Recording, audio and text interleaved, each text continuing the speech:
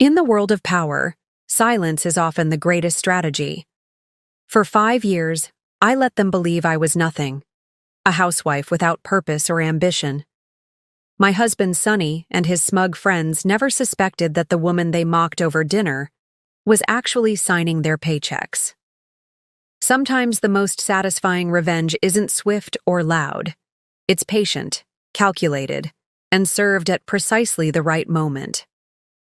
Before we jump back in, tell us where you're tuning in from, and if this story touches you, make sure you're subscribed, because tomorrow I've saved something extra special for you. That evening, sitting at the corner of our marble dining table, nursing a glass of green tea while they drank expensive scotch, I watched them laugh. Sonny, with his perfectly styled hair and the custom suit I had financed without his knowledge, was in his element. He loved playing host, especially to his inner circle of real estate executives who wore designer watches to casual dinners just to outshine one another. Tonight, they'd found their entertainment. Me, Akiko. Sweetheart, Sonny called across the table, his voice dripping with that particular condescension he reserved for me in front of his friends. Why don't you tell everyone about your day? The room quieted, 5 pairs of eyes turning to me expectantly, amusement already dancing in them before I'd even spoken. It wasn't the first time he'd used me as the punchline to his jokes, but tonight, he was particularly bold. Perhaps the 30-year-old McCallan had loosened his inhibitions. I went to the community garden, I said softly, my Japanese accent still present despite my 15 years in America. And then I read for a while. Mario, Sonny's right-hand man and senior vice president of acquisitions at Horizon Realty Group, couldn't contain his smirk. That's it? The whole day? I nodded, keeping my expression neutral. That's the thing about playing a role. You have to commit to it completely, even when it cuts deep. I wanted to tell Mario that his latest acquisition proposal had significant tax liability issues that I'd flagged just that morning, or that I knew he had inflated 3 property valuations last quarter. But I didn't. Not yet. Akiko is still adjusting to American life, Sonny explained to the group, as if I weren't sitting right there, as if I hadn't been here for over a decade, as if I hadn't graduated from Keio University with honors before, earning my MBA from Harvard. Finding a job has been challenging for her. Liam, head of marketing, leaned back with his tumbler in hand. Language barrier, I bet? Must be tough. My English was perfect, better than his if we were measuring. Grammar and vocabulary. I had negotiated 9-figure deals in this language. But in their eyes, I was just Sonny's decorative foreign wife, a beautiful, quiet accessory he'd brought back from a business trip to Tokyo. At least she knows her way around the kitchen, Ben added with a wink. Japanese women make the best wives, traditional, you know? Supportive. Clyde raised his glass in agreement. Sonny hit the jackpot, a beautiful wife who doesn't drain the bank account with a career of her own. They all laughed, their chuckles bouncing off the vaulted ceilings of the house I had purchased. The house they all thought belonged to Sonny, thanks to his supposed brilliance in real estate development.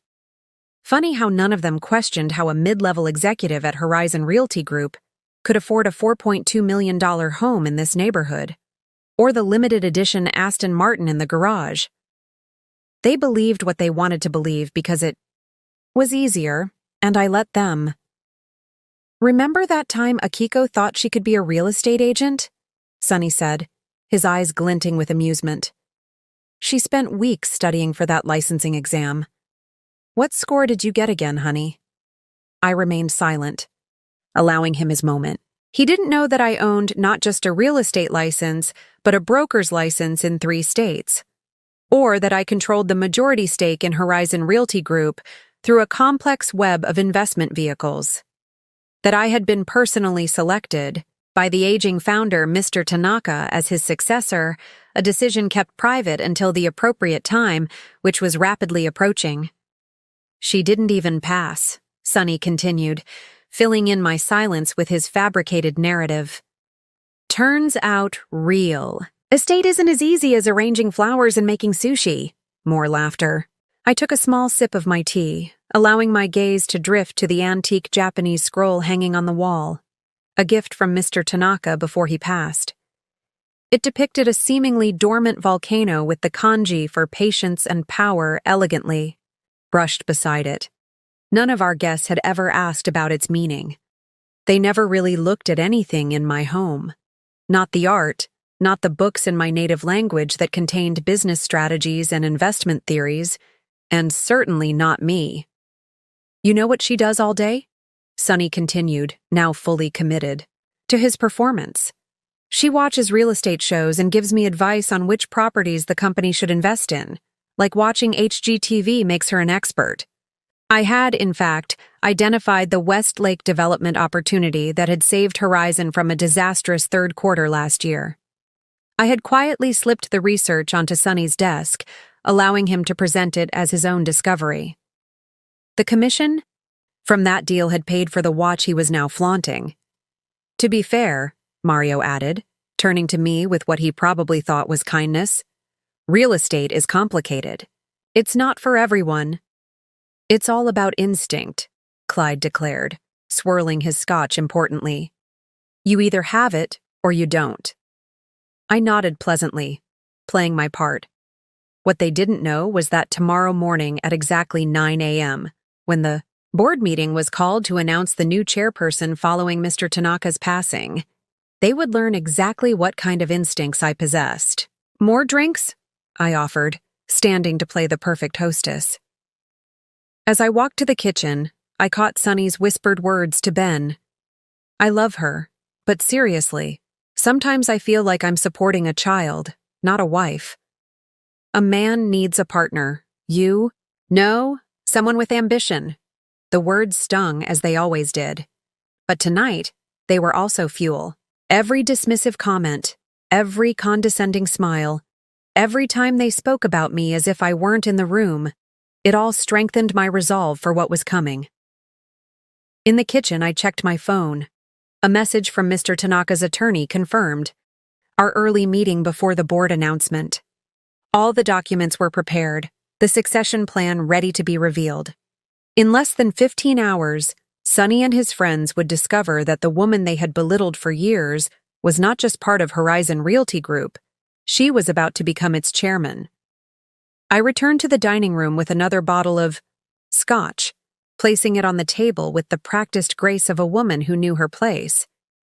Sonny barely acknowledged me, too busy telling the group about his latest brilliant negotiation, a deal I had restructured after hours when he thought I was asleep. Let them laugh tonight, I thought. Tomorrow, none of them would have anything to laugh about.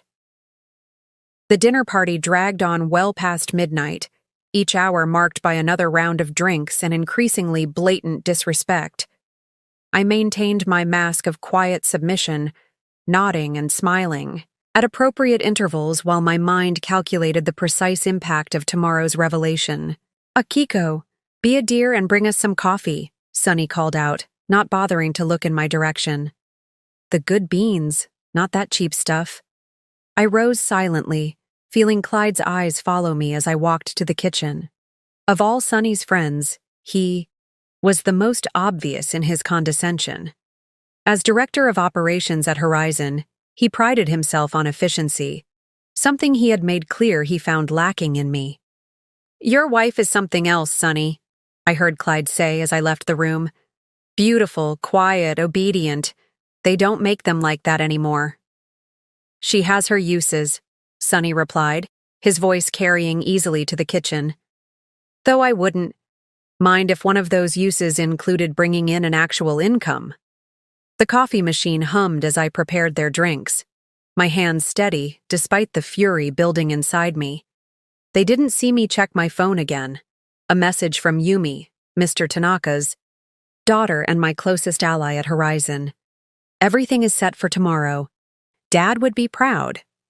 Mr. Tanaka had been more than just the founder of Horizon Realty Group. He had been my mentor. We had met during my final year at Harvard when he gave a guest lecture on international real estate development. He had recognized something in me that day, a hunger for success combined with a patience most Americans lacked. When he offered me a position at his company, I accepted immediately.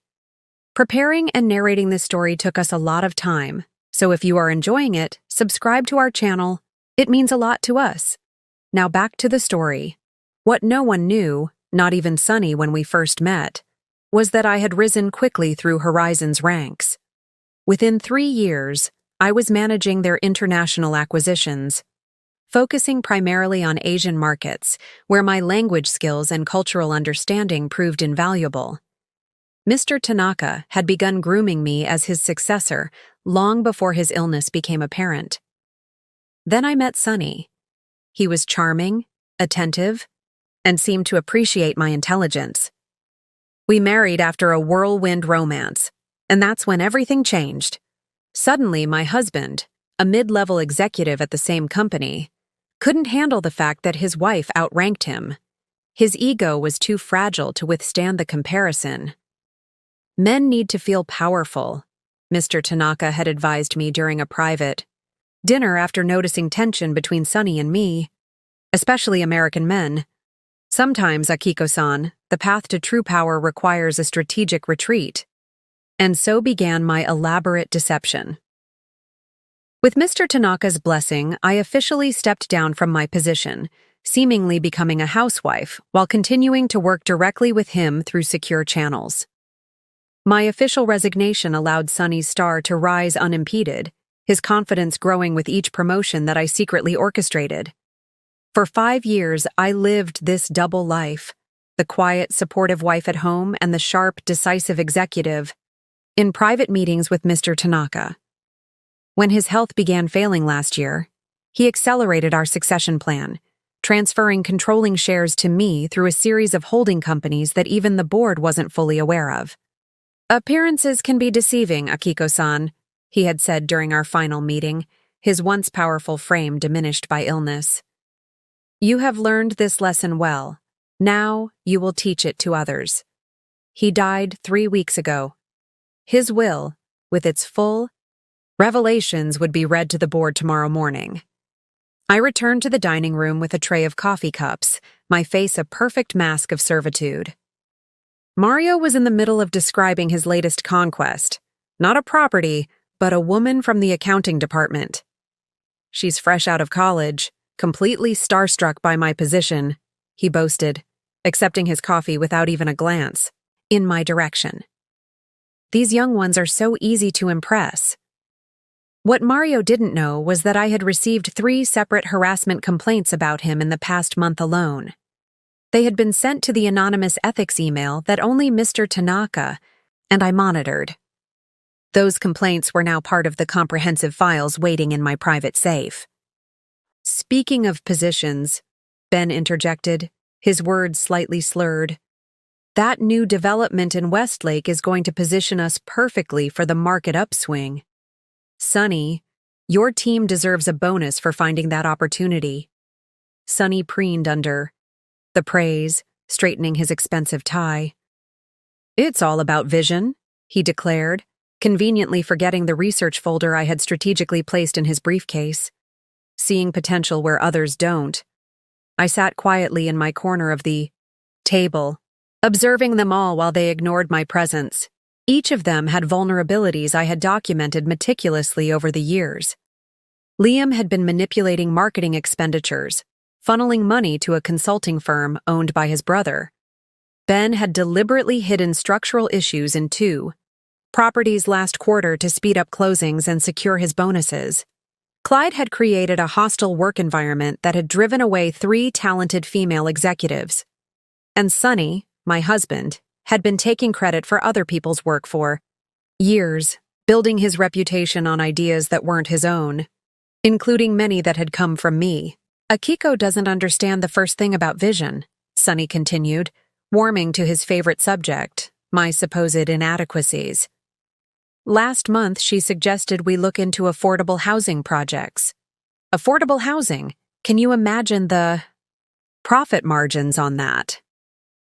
The group chuckled appreciatively, none of them aware that my proposal, which I had intentionally mentioned to Sunny knowing he would dismiss it, had actually been fully researched and developed into a comprehensive plan that would open up new government subsidies and tax advantages for Horizon.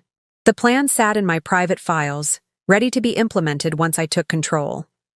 To be fair, Liam said, raising his coffee cup, not everyone has the mind for business. Some people are meant to support those who do. Exactly, Sunny exclaimed, reaching over to pat my hand condescendingly. And Akiko is the perfect support system. Aren't you, sweetheart? I smiled demurely, lowering my eyes. I try my best. She's a good sport, Sunny told the group. Knows her limitations. If only he knew the true limitations in this room, the limitations of their vision, their ethics, and most of all, their understanding of who they were really dealing with, as the clock struck 1 in the morning. I began clearing dishes, my movements deliberate and unhurried. In 8 hours, everything would change. The board meeting was scheduled for 9 a.m., but I would arrive at 7:30 to meet with Mr. Tanaka's attorneys and review the final details of the succession plan. Let them enjoy their final hours of ignorance, I thought, watching them laugh and boast. Tomorrow, the mask comes off. The house finally fell silent around 2 a.m. after Sunny's friends departed in their luxury cars, each man slightly unsteady from the evening's indulgences. I moved through the rooms with practiced efficiency, gathering, abandoned glasses and wiping away the evidence of their presence while Sunny sprawled on the sofa, scrolling through his phone. You outdid yourself tonight, he said without looking up. Mario mentioned how impressed he was with the food. I'm glad they enjoyed it, I replied, keeping my voice soft and appreciative of the rare compliment, though it was clear he was praising my servitude rather than my person. They're important connections, Akiko. Those men in there, they're the future of Horizon. He set his phone down and looked at me with what he probably thought was patient kindness. That's why I wish you'd make more of an effort to be interesting to them. All that silent geisha routine, it worked when we were dating, but these are sophisticated businessmen. I paused my cleaning, the term geisha routine sending a flicker of anger through me. The casual racism had become so commonplace I sometimes wondered if he even recognized it anymore. What would you suggest? I asked, genuinely curious about how he envisioned my role in his carefully constructed social hierarchy. Sunny sighed, running a hand through his expertly styled hair. I don't know. Take some classes, maybe? Find a hobby that sounds impressive when they ask what you do all day. Charity work looks good. Maybe join the board of something small. Nothing too demanding, of course. The irony nearly made me smile. While he was suggesting I find a small board to join, I was preparing to take control of a real estate empire worth billions. But I simply nodded, playing my part until the final curtain. I'll think about it, I promised, collecting his empty glass. You have the board meeting tomorrow, right? The announcement of Mr. Tanaka's successor? Sunny's expression darkened slightly. Yeah, probably going to be that dinosaur Wallace from the East Coast Division. Old Tanaka always had a soft spot for him. Not Mario? I asked innocently, knowing exactly how Sunny felt about his supposed best friend potentially outranking him. Mario? He snorted. No chance. Between you and me, he's not half as smart as he thinks he is. Gets the credit for my ideas half the time. He stretched and yawned. Though I wouldn't be surprised if they look outside the company. Tanaka was always unpredictable. More than you know, I thought. What time is the meeting? I asked, though I had memorized the schedule weeks ago. 9, he mumbled, already losing interest in the conversation. But I'm heading in early to prep. Liam and I are aligning on the quarterly marketing presentation. I'll make sure your gray suit is pressed, I said, knowing it was his favorite. For important meetings, the subtle power moves were so ingrained now that they felt almost natural. The supportive wife, anticipating his needs, bolstering his confidence. You're good to me, Akiko, he said, his tone suggesting he was bestowing a great compliment. A lot of American women wouldn't put up with my hours, my ambition. I smiled, the expression not quite reaching my eyes. I was raised to support my husband. That's what I love about you. Traditional values. He stood, stretching again. I'm heading up. Don't stay up too late cleaning. Your eyes get puffy when you don't sleep, and we have that charity dinner tomorrow night. I watched him climb the stairs, confident in his position in life, secure in his superiority. Once he was out of sight, I moved to my small office off the kitchen, the one room in the house that was truly mine. Sonny rarely entered it, dismissing it as my hobby room where I practiced calligraphy and read Japanese novels. Behind the sliding bookshelf, however, was a state-of-the-art workstation where I conducted my real business. I entered the passcode and pressed my thumb to the hidden scanner. The shelf slid silently aside, revealing the command center of my operation. 3 monitors came to life, displaying real-time data from markets across Asia where it was already midday.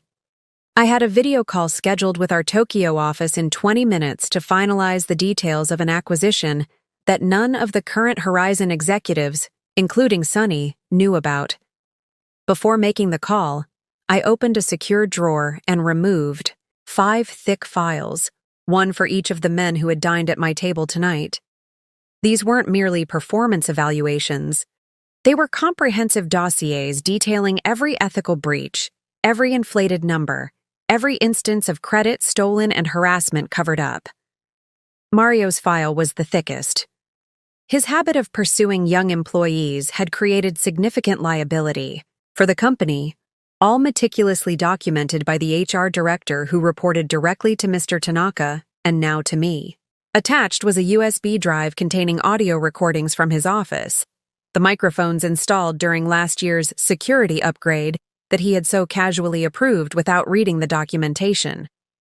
Liam's file contained a complete audit of the marketing department's financials, clearly showing the pattern of funds diverted to his brother's shell company. The transactions were cleverly disguised, but not cleverly enough to escape the forensic accountant I had hired specifically to review his department. Ben's file included inspection reports and emails proving he had knowingly concealed structural defects in properties to accelerate sales. The potential legal ramifications were severe, not just for Horizon, but for Ben personally if homeowners ever discovered the truth. Clyde's documentation included exit interviews and formal complaints from 12 female employees over the past 3 years, all describing a pattern of dismissive, hostile behavior toward women in positions of authority. His personnel file also revealed a pattern of promoting men with inferior qualifications over more experienced female candidates. Finally, I opened Sonny's file. Unlike the others, his ethical breaches were more subtle, taking credit for others. Work wasn't technically illegal, just deeply unprofessional. But there were other issues. Expense reports that didn't quite match his actual activities, client meetings that never happened, inflated projections to secure larger budgets for his department. I closed the files and placed them in my briefcase for tomorrow's meeting. Then I made the call to Tokyo, speaking rapid-fire Japanese with the acquisition team there. We finalized the purchase of a prime development property, a deal that would significantly expand Horizon's Asian footprint and one that would be announced after my new position was secured. It was nearly 4 a.m. when I finally shut down the system and concealed the workstation once more. I climbed the stairs quietly, passing the guest bedroom where I'd been sleeping for the past month, citing Sonny's snoring as the reason for the separate arrangements. The truth was I couldn't bear his touch anymore, not after years of diminishment and disrespect. In the master bathroom, I washed my face and stared at my reflection. Tomorrow, no, today, I would shed this mask I'd worn for so long. The thought brought both anticipation and a strange sense of loss. Playing this role had been exhausting, but it had also been a kind of protection, a way of observing unnoticed, of gathering information without scrutiny. I laid out my clothes for the morning. Not the casual wear of a housewife, but the armor, of an executive. A sharply tailored charcoal suit, understated but unmistakably expensive. Pearl earrings that had belonged to my grandmother, a successful businesswoman in post-war Japan when such things were nearly impossible. Beneath the hollow base of their jewelry box sat the final piece of Mr. Tanaka's plan, a custom-designed signet ring bearing the Horizon logo and the chairman's distinctive mark. As I slipped into bed, I heard Sonny's steady breathing from the master bedroom across the hall. He slept the untroubled sleep of a man who believed his world was secure, his position unassailable. Let him sleep, I thought. In a few hours, the alarm would wake him to a reality very different from the one he expected. The alarm chimed softly, at 5:30 a.m. I silenced it quickly, my body tense with anticipation, despite having slept barely an hour. This moment, the quiet before everything changed, deserved acknowledgement. I sat on the edge of the bed, watching the first hint of dawn through the window, and allowed myself a rare moment of reflection. 5 years of calculated deception. 5 years of swallowing my pride, of watching incompetent men make decisions I could have made better, of hiding my intelligence behind a veil of docile femininity. Had it been worth it? The question had haunted me increasingly in recent months.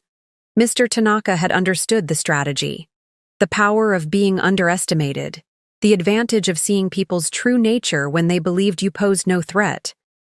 But he hadn't fully grasped the personal toll it would take. "You have the patience of the mountain," he had told me once, referencing the volcano on the scroll in my dining room. Still and quiet on the surface, but with tremendous power beneath. I rose and moved silently to the shower, letting the hot water wash away my doubts along with the last vestiges of sleep. Today wasn't about the past. It was about claiming the future I had earned. From the bathroom, I heard Sonny's alarm go off, followed by his heavy footsteps and the sound of the coffee maker grinding beans downstairs. My morning routine was precisely calculated. I would emerge only after he had showered and dressed, maintaining our familiar choreography one last time. When I finally descended the stairs at 6:45, Sonny was at the kitchen island, scrolling through emails on his tablet while absent-mindedly eating the breakfast I had prepared the night before. "Big day," I said, pouring myself a cup of green tea. He glanced up briefly. "Just another board meeting, though I suppose the chairman announcement is a big deal." "Are you nervous?" I asked, watching his expression carefully.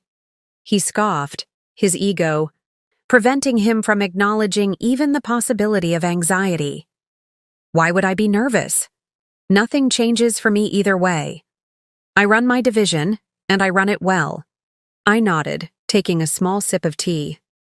"What time will you be home tonight? Should I keep dinner warm?"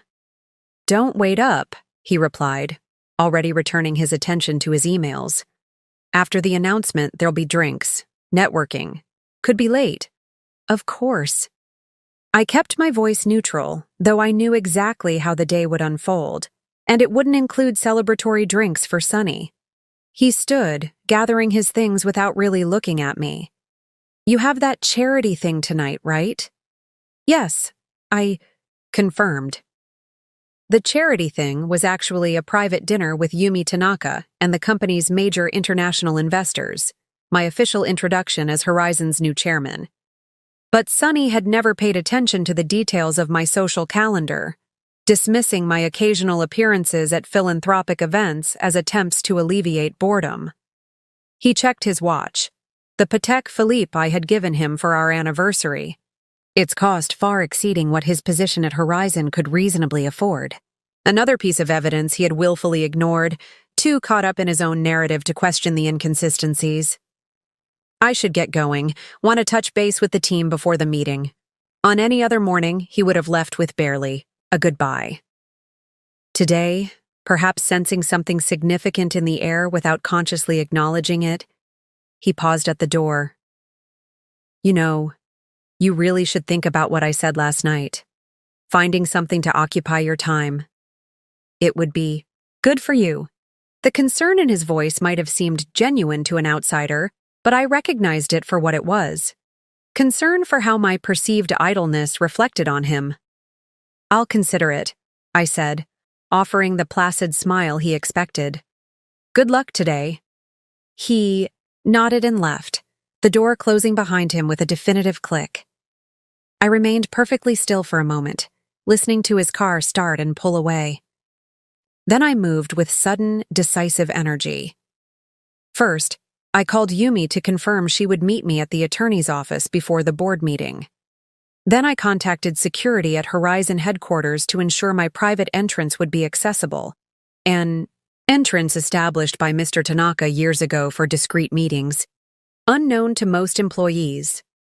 Finally, I changed into the suit I had prepared, the transformation from submissive housewife to corporate leader as much psychological as physical.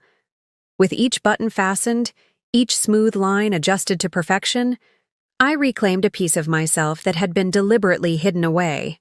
The signet ring was last.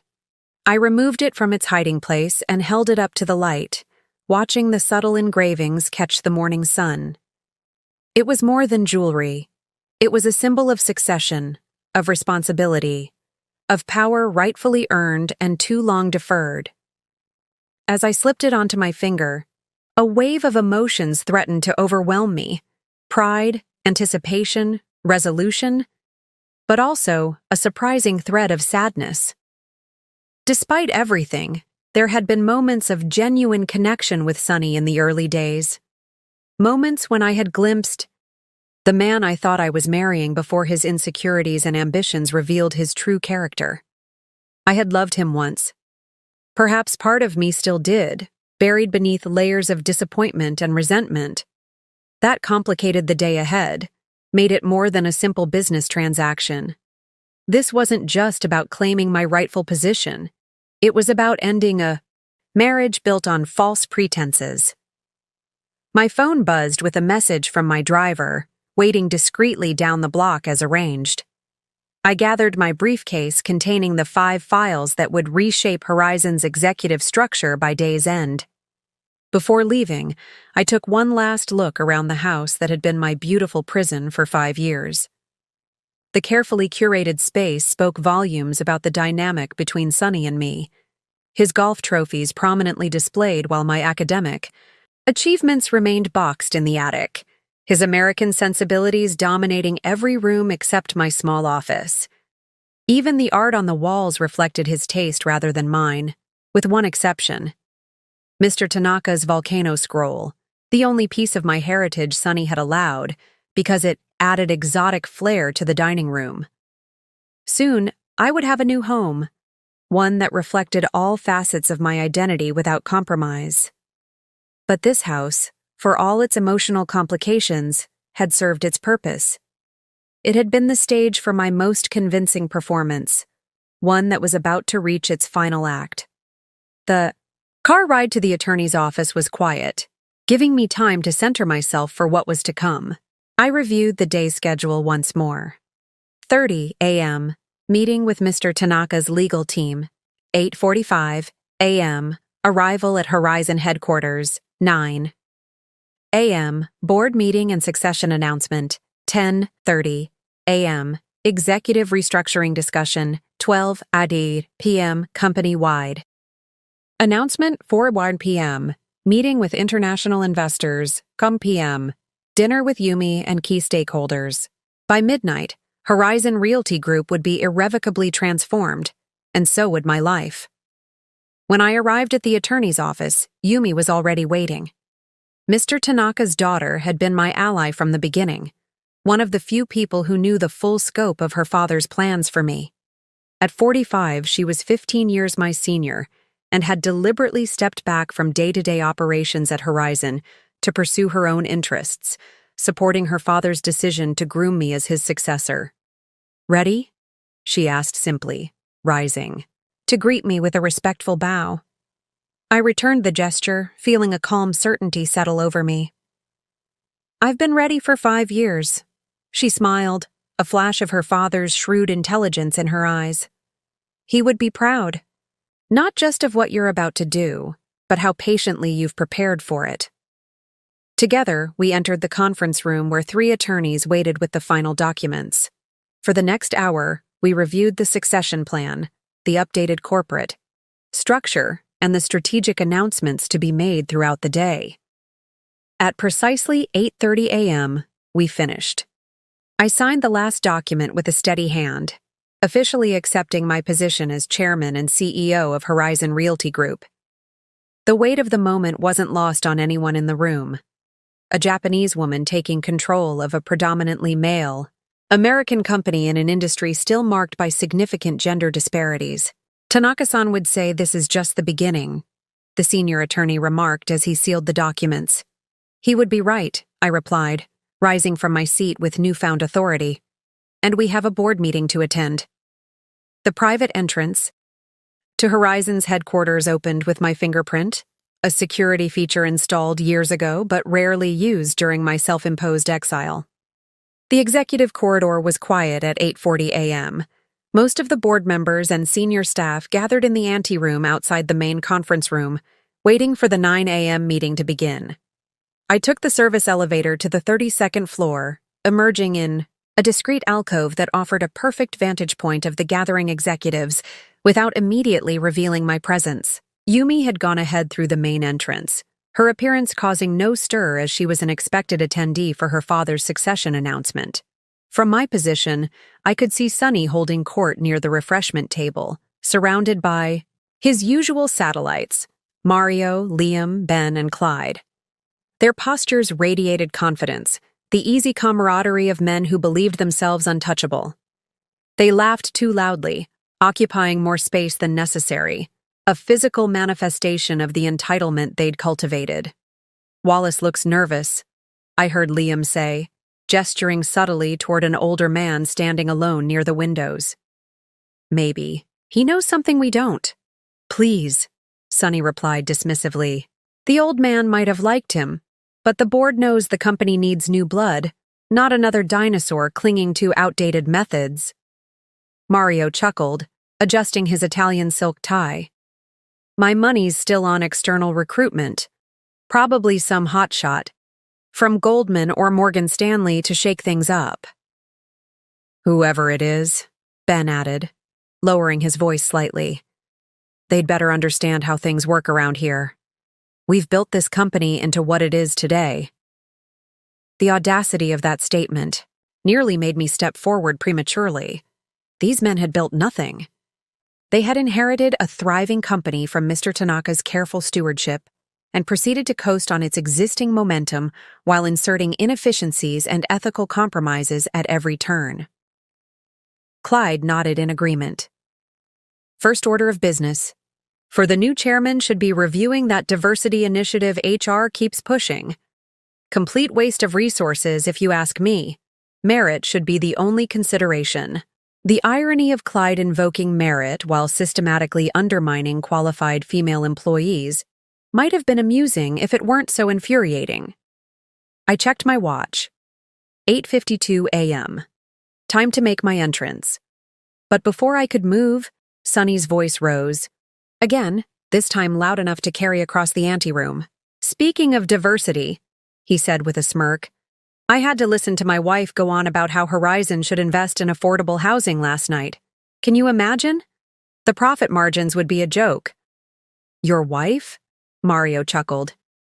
"Isn't she the one who couldn't even pass the real estate exam?" "The very same," Sonny confirmed, his tone dripping with condescension.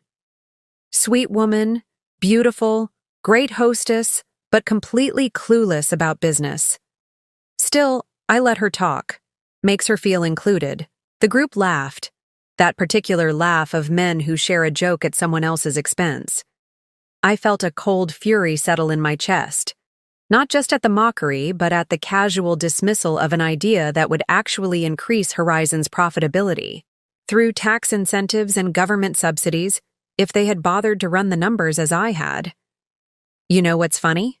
Sonny continued, apparently emboldened by his audience. "She actually thinks she understands the real estate market because she reads those glossy international design magazines. Last week, she tried to tell me about property trends in Tokyo." "Tokyo?"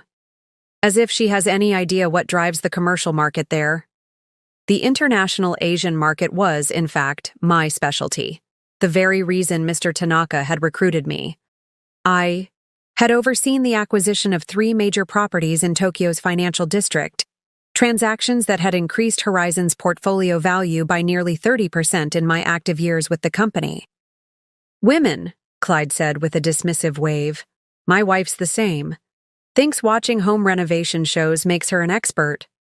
At least Akiko knows her place, Sonny replied, straightening his tie. She doesn't try to compete with me professionally. Nothing worse than a wife who thinks she's smarter than her husband. The boardroom doors opened then, and the company secretary appeared, clipboard in hand. Gentlemen, the meeting will begin momentarily. Please take your seats. The timing couldn't have been more perfect. As the group moved toward the boardroom, I stepped out from the alcove, my presence immediately drawing attention. Conversations faltered as heads turned, expressions shifting from confusion to surprise as executives registered my appearance. Not as Sonny's quiet wife in casual clothes, but as a sharply dressed professional whose demeanor radiated authority. Sonny was the last to notice, too absorbed in continuing his commentary to Mario. When he finally saw me, he froze mid-sentence, his brow furrowing in confusion. Akiko, what are you doing here? I approached with measured steps, my heels clicking purposefully against the marble floor. Good morning, Sonny. My voice was calm, professional, a tone he had never heard from me before. I believe the meeting is about to start. His confusion deepened, morphing into embarrassment as he glanced around at his colleagues. There must be some mistake. This is a closed board meeting for the chairman announcement. I'm aware, I replied simply, walking past him toward the boardroom doors. He moved quickly to intercept me, lowering his voice as he gripped my elbow. This is inappropriate. You can't just show up at my workplace like this. Whatever this is about, we can discuss it at home. I looked pointedly at his hand until he released my arm, uncertainty flickering across his face.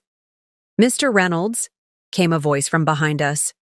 It was Mr. Tanaka's senior attorney, approaching with Yumi at his side. I see you've met Ms. Tanaka. And Ms. Nakamura. Excellent. Shall we proceed inside? The board is waiting. Ms. Nakamura? Sonny repeated, his confusion evident. You mean my wife? The attorney looked between us, his professional mask slipping just enough to reveal surprise. Your wife? I was unaware of your connection to Ms. Nakamura. How interesting. He turned to me with a respectful nod. We're ready when you are. Thank you, I replied, maintaining my composure though I could feel Sonny's growing agitation beside me. Akiko, what is going on? He demanded, his voice rising slightly. Why is he talking to you like that? I met his gaze directly, allowing him to see perhaps for the first time the woman I truly was. Not the compliant, deferential wife he thought he had married, but a professional equal. No, not equal. His superior in every sense that would soon matter within these walls. It's time for the meeting, I said quietly. All your questions will be answered inside. His friends had gathered around now, their expressions ranging from amusement to confusion. Mario leaned in, not bothering to lower his voice. Sonny, what's she doing here? Did she follow you to work or something? Clyde chuckled. Separation anxiety? My first wife used to pull stunts like this, showing up unannounced, embarrassing me in front of colleagues. I turned my gaze to Clyde, allowing a slight edge to enter my voice. I assure you, Mr. Peterson, my presence here is entirely professional and expected by those who matter. Boardroom doors opened fully then, and the company secretary appeared again. The board is seated and waiting. Ms. Nakamura, Mr. Sato asked that you take the chairman's position at the head of the table. The secretary's words landed like a thunderclap in the suddenly silent anteroom. I watched understanding dawn on Sonny's face, followed by disbelief. Then a flash of anger quickly masked by desperate denial. "There's been a mistake," he said, looking between me and the secretary. "My wife isn't. She doesn't." "Thank you," I said to the secretary, ignoring Sunny's sputtering. "Please inform the board I'll be right in." As the secretary retreated, I faced Sunny and his stunned friends one last time before entering the boardroom. "Gentlemen, I believe it's time to begin the meeting. We have much to discuss about the future of Horizon Realty Group, including its leadership and ethical standards." Without waiting for a response, I walked through the doors, feeling the weight of Mr. Tanaka's signet ring on my finger and the lightness of finally shedding a role that had confined me for too long. Behind me, I heard Mario's confused whisper, "What the hell is happening?" It was a question they would all have definitive answers to very soon. The boardroom fell silent as I entered, 20 pairs of eyes tracking my movement toward the chairman's seat at the head of the massive oak table.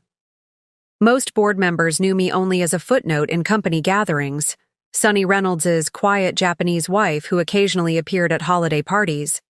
Their expressions ranged from polite confusion to open bewilderment. Mr. Sato, the company's longtime legal counsel and Mr. Tanaka's most trusted advisor, stood as I approached. "Ms. Nakamura," he said with a respectful bow, "on behalf of the board, welcome." I returned the bow slightly, then took my place at the head of the table.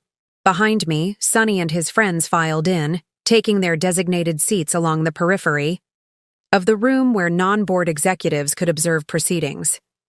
The tension emanating from their corner was palpable, a stark contrast to their carefree arrogance just minutes earlier. "Before we begin," I said, my voice clear and commanding in a way none of them had heard before, "I'd like to thank you all for your presence today at this important transition point for Horizon Realty Group." One of the older board members, Williams, if I recalled correctly, cleared his throat uncomfortably. "Pardon me, but there seems to be some confusion. We were expecting Mr. Tanaka's successor announcement today." "That's precisely why we're here," Mr. Sato interjected smoothly, distributing folders to each board member. "If you'll review the documents before you, everything will become clear." The room filled with the sound of rustling papers as the board members opened their folders. Inside was a comprehensive dossier, my complete professional history with Horizon, documentation of Mr. Tanaka's succession plan, financial statements showing my controlling interest in the company, and the legal certification of my appointment as chairman and CEO. From the corner of my eye, I could see Sonny straining to glimpse the contents of the nearest folder, his face a mask of confusion and growing alarm. Beside him, Mario whispered something, but Sonny shook his head sharply, eyes never leaving me. "As you can see," I continued once they'd had a moment to review the materials, "Mr. Tanaka selected me as his successor several years ago. We've been working closely to ensure a smooth transition following his passing. But you've been absent from company operations for 5 years, another board member objected, flipping through the pages with a furrowed brow. "Your resignation letter is right here, dated 2019. My official resignation, yes, I acknowledged. But as Mr. Tanaka's private succession plan indicates, I continued to work directly with him on strategic initiatives. My departure from public-facing roles was part of a long-term strategy to observe company operations from a unique perspective. The implications of this statement weren't lost on anyone in the room. Several heads turned subtly toward the executives seated along the wall, the very people I had been quietly observing and evaluating all these years. "This is highly irregular," Williams protested, though with less conviction as he continued reading the impeccably prepared legal documentation. "On the contrary," Yumi interjected from her seat near mine. "My father was always deliberate in his planning. Akiko was his chosen successor long before his illness. Her qualifications are exceptional, her experience unmatched, particularly in international markets. The board's role today is not to approve this succession, but to acknowledge it. The legal transfer of power is already complete. To emphasize this point, I removed a final document from my portfolio, the official certification of my controlling interest in Horizon Realty Group, now representing 53% of all voting shares. Ms. Nakamura, Williams began again. Chairman. Nakamura, Mr. Sato corrected gently but firmly. Williams paused, reassessing the power dynamics that had shifted so dramatically in the space of minutes. Chairman Nakamura, he amended. This is unexpected. Change often is, I replied, allowing myself the first hint of a smile. Now, shall we proceed to our second agenda item? The restructuring of our executive leadership team. At these words, the tension in the room sharpened perceptibly. Sonny shifted in his seat, his knuckles white where they gripped the armrests. From my briefcase, I withdrew 5 more folders. Red, unlike the blue ones distributed to board members. Mr. Sato, would you please distribute these to Mr. Reynolds, Mr. Castellano, Mr. Peterson, Mr. Harrison, and Mr. Walsh? I asked, referring to Sonny, Mario, Clyde, Ben, and Liam by their proper names. As the red folders made their way to their recipients, I continued addressing the board. Over the past 5 years, while working directly with Mr. Tanaka, I've conducted a comprehensive review of Horizon's operations, with particular focus on ethical compliance, financial management, and organizational culture.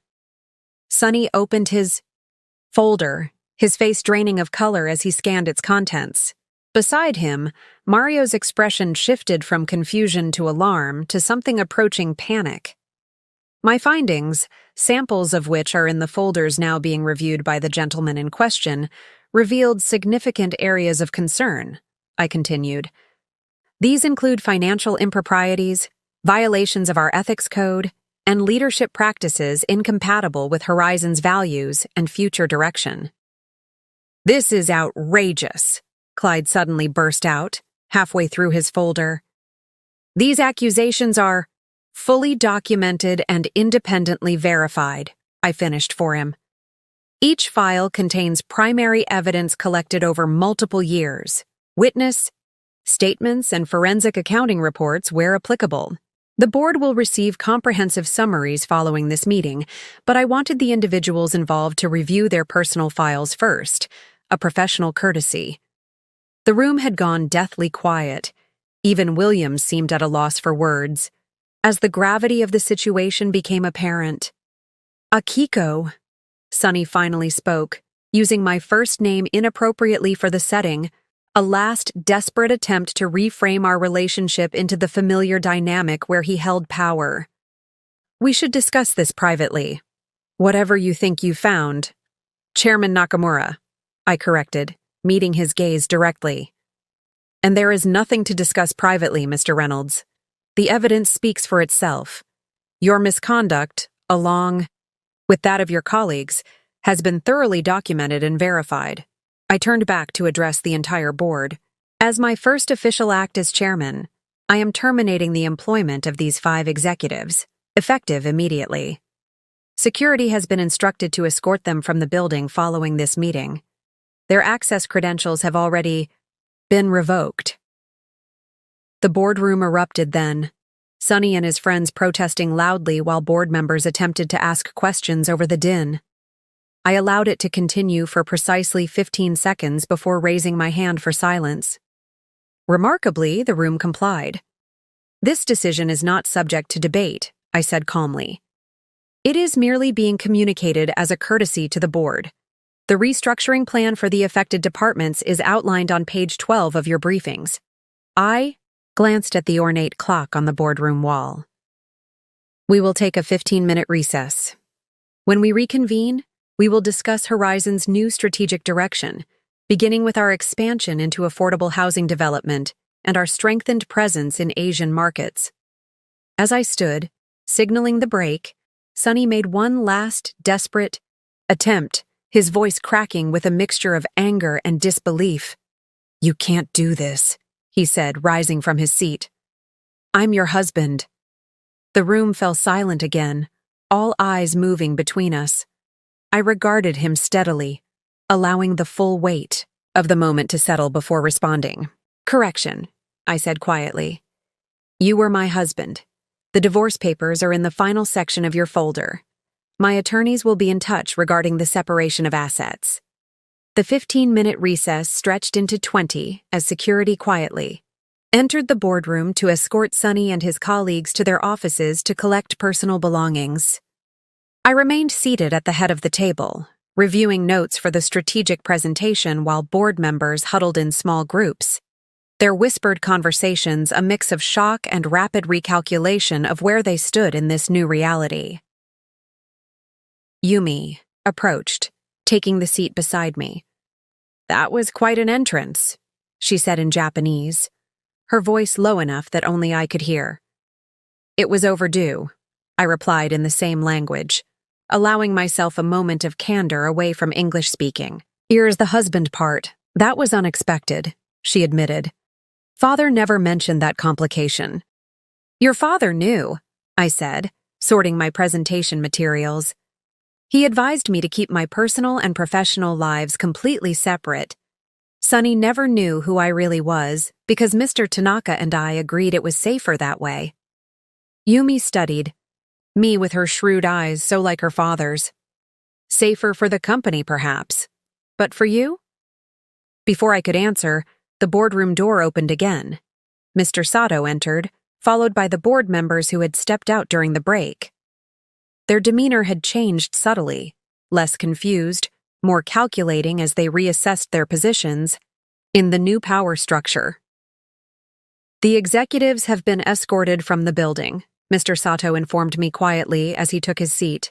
There was some resistance, particularly from Mr. Reynolds. Anticipated, I replied. Are the transition teams in place? He nodded. Interim department heads have been notified. They'll be joining us for the full staff announcement at noon. Excellent. I stood, addressing the reconvened board. Shall we continue? For the next hour, I led the board through my vision for Horizon's future, a strategic pivot that would maintain our luxury developments while expanding into previously untapped markets. I outlined the affordable housing initiative that Sonny had so casually dismissed, demonstrating with precise financial projections how government incentives and tax advantages would actually increase our profit margins while improving our public image. I detailed our expanded Asian strategy, leveraging my connections in Tokyo, Singapore, and Seoul to access markets that our competitors had failed to penetrate. I introduced innovative financing structures that would reduce our exposure during economic downturns while maximizing growth during boom cycles. With each slide, each perfectly articulated strategic initiative, I watched the board's expressions transform from skepticism to interest to unmistakable approval. By the time I concluded with a 5-year growth projection that doubled our current valuation, even Williams was nodding in agreement. Questions? I asked, closing my presentation folder. There were many, but they were no longer challenges to my authority. They were substantive inquiries about implementation timelines, resource allocation, and integration strategies, the kinds of questions posed to a leader whose vision they had accepted. As the meeting concluded, board members approached one to offer congratulations and pledge support. Their rapid adaptation didn't surprise me. These were business people first, and they recognized a strong position when they saw one. My controlling interest in the company made opposition futile, but my strategic vision made cooperation desirable. The true test would come at noon, when I would address the full staff and publicly take control of the company that had been mine, in shadow for years. I was reviewing my notes for this address when the boardroom phone rang. Mr. Sato answered, his expression growing concerned as he listened. Chairman Nakamura, he said after hanging up, there's a situation in the lobby. Mr. Reynolds has returned and is demanding to see you. Security is detaining him, but he's causing a scene. I checked my watch, 11:30 a.m. The company-wide announcement is in 30 minutes. Please have security hold him in the executive conference room on the second floor. I'll speak with him briefly before addressing the staff. Yumi caught my arm as I prepared to leave. Is that wise? She asked in Japanese. He seems unstable. Some conversations are necessary, I replied, my voice steady despite the emotional weight of what lay ahead. This needs to end cleanly. The executive conference room on the second floor was far enough from the main auditorium that any disturbance wouldn't disrupt the company announcement. When I entered, Sonny was pacing, his earlier confidence replaced by a volatile mix of anger and desperation. His tie was loosened, his perfectly styled hair disheveled, as if he'd been repeatedly running his hands through it. He froze when he saw me, his expression hardening. 5 years, he said, his voice tight with barely controlled age. 5 years of lying to my face every single day. An interesting perspective, I replied, remaining near the door. From a man who spent those same years mocking and belittling his wife in front of his friends and colleagues. That was different, he snapped. That was just talk, just guys. Being guys. He gestured around us, indicating the company, the situation, the complete inversion of the power dynamic he had believed in. This is my life, my career. And what you did wasn't my life, I asked, allowing a hint of the hurt I'd suppressed for years to surface. Being treated like a decorative accessory, having my intelligence questioned, my ideas dismissed, being used as the punchline to your jokes? He had the grace to look momentarily uncomfortable, but his self-preservation quickly overrode any hint of remorse. You could have told me, he insisted. If I had known who you really were. You would have what? I interrupted. Respected me? Valued my opinions? Treated me like an equal? I shook my head. We both know that's not true. You showed me exactly who you are, Sonny, when you thought I was powerless. He changed tactics, desperation creeping into his voice. We can fix this. Whatever issues we have personally, they don't have to affect our professional relationship. I've been a valuable asset to Horizon, my client list, my connections. Your misconduct is extensively documented, I said, cutting him off. The inflated projections, the misrepresented meeting reports, taking credit for others' work, including mine. Your termination stands. His facade cracked then, anger overwhelming calculation. You vindictive bitch. You planned this all along, didn't you? Married me just to spy on me, to set me up for some twisted revenge fantasy. I regarded him calmly, his anger breaking harmlessly against the certainty I had cultivated through years of patience. I married you because I loved you, Sonny. I believed you loved me too. The real me. Not just the quiet, supportive wife you wanted me to be. This truth seemed to confuse him more than anything else I'd said.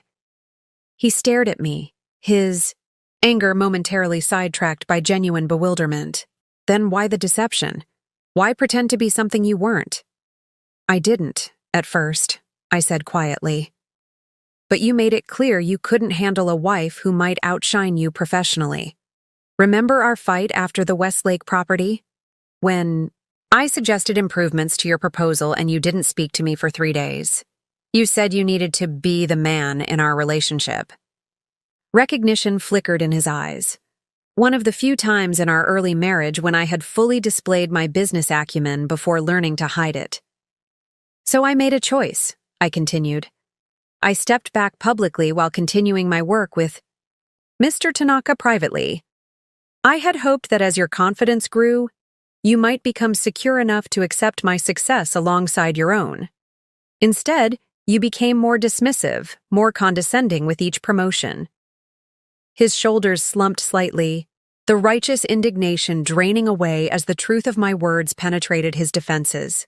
What happens now? He asked, his voice subdued. Now, I have a company to lead, I said, checking my watch. The divorce papers require your signature within 30 days. My attorneys will handle the details. Your personal belongings from the house have been packed and will be delivered to wherever you specify. I turned to leave, but Sonny's voice stopped me at the door. Was any of it real? he asked, and for the first time since I'd known him, his voice held no trace of arrogance or calculation, just raw vulnerability. Did you ever love me at all, or was I just part of your grand plan? The question deserved an honest answer. I turned back to face him. The first 2 years were real, I said softly. I loved your confidence, your ambition. I thought we were building something together. I paused, acknowledging the grief of what had been lost. But it changed, Sonny. Not just me hiding parts of myself. You changed too. Success didn't make you more secure. It made you more entitled. Each promotion made you more dismissive of those you perceived as beneath you, including me. He shook his head, but there was less conviction in the gesture. I provided for you. I gave you a beautiful home, vacations, anything you wanted. No, I corrected. You didn't provide those things. I did. My money, my work, my company. You just took credit like you did at work. I met his gaze directly. And what I wanted wasn't things, Sonny. It was respect, partnership, to be seen for who I really am. For a moment, something like genuine regret flickered across his face. Then his expression hardened again, self-preservation overriding insight. You'll regret this, he said, though his threat sounded hollow even to his own ears. I have connections, friends in this industry, who will all know by the end of the day exactly why you were terminated. I finished for him. The evidence is compelling, Sonny. The industry will distance themselves from you and the others. My advice? Take some time to reflect. You're talented when you apply yourself ethically. Perhaps this is an opportunity to rebuild on a more solid foundation. I left him then, his silence more telling than any retort he might have mustered. The security guard stationed outside the conference room would ensure he was escorted from the building after I was safely gone. As I walked toward the main auditorium where the company's employees were gathering for the announcement, I felt a curious lightness. The double life I'd been living, corporate strategist by day, submissive wife by evening, had taken a toll I hadn't fully acknowledged until the weight was lifted.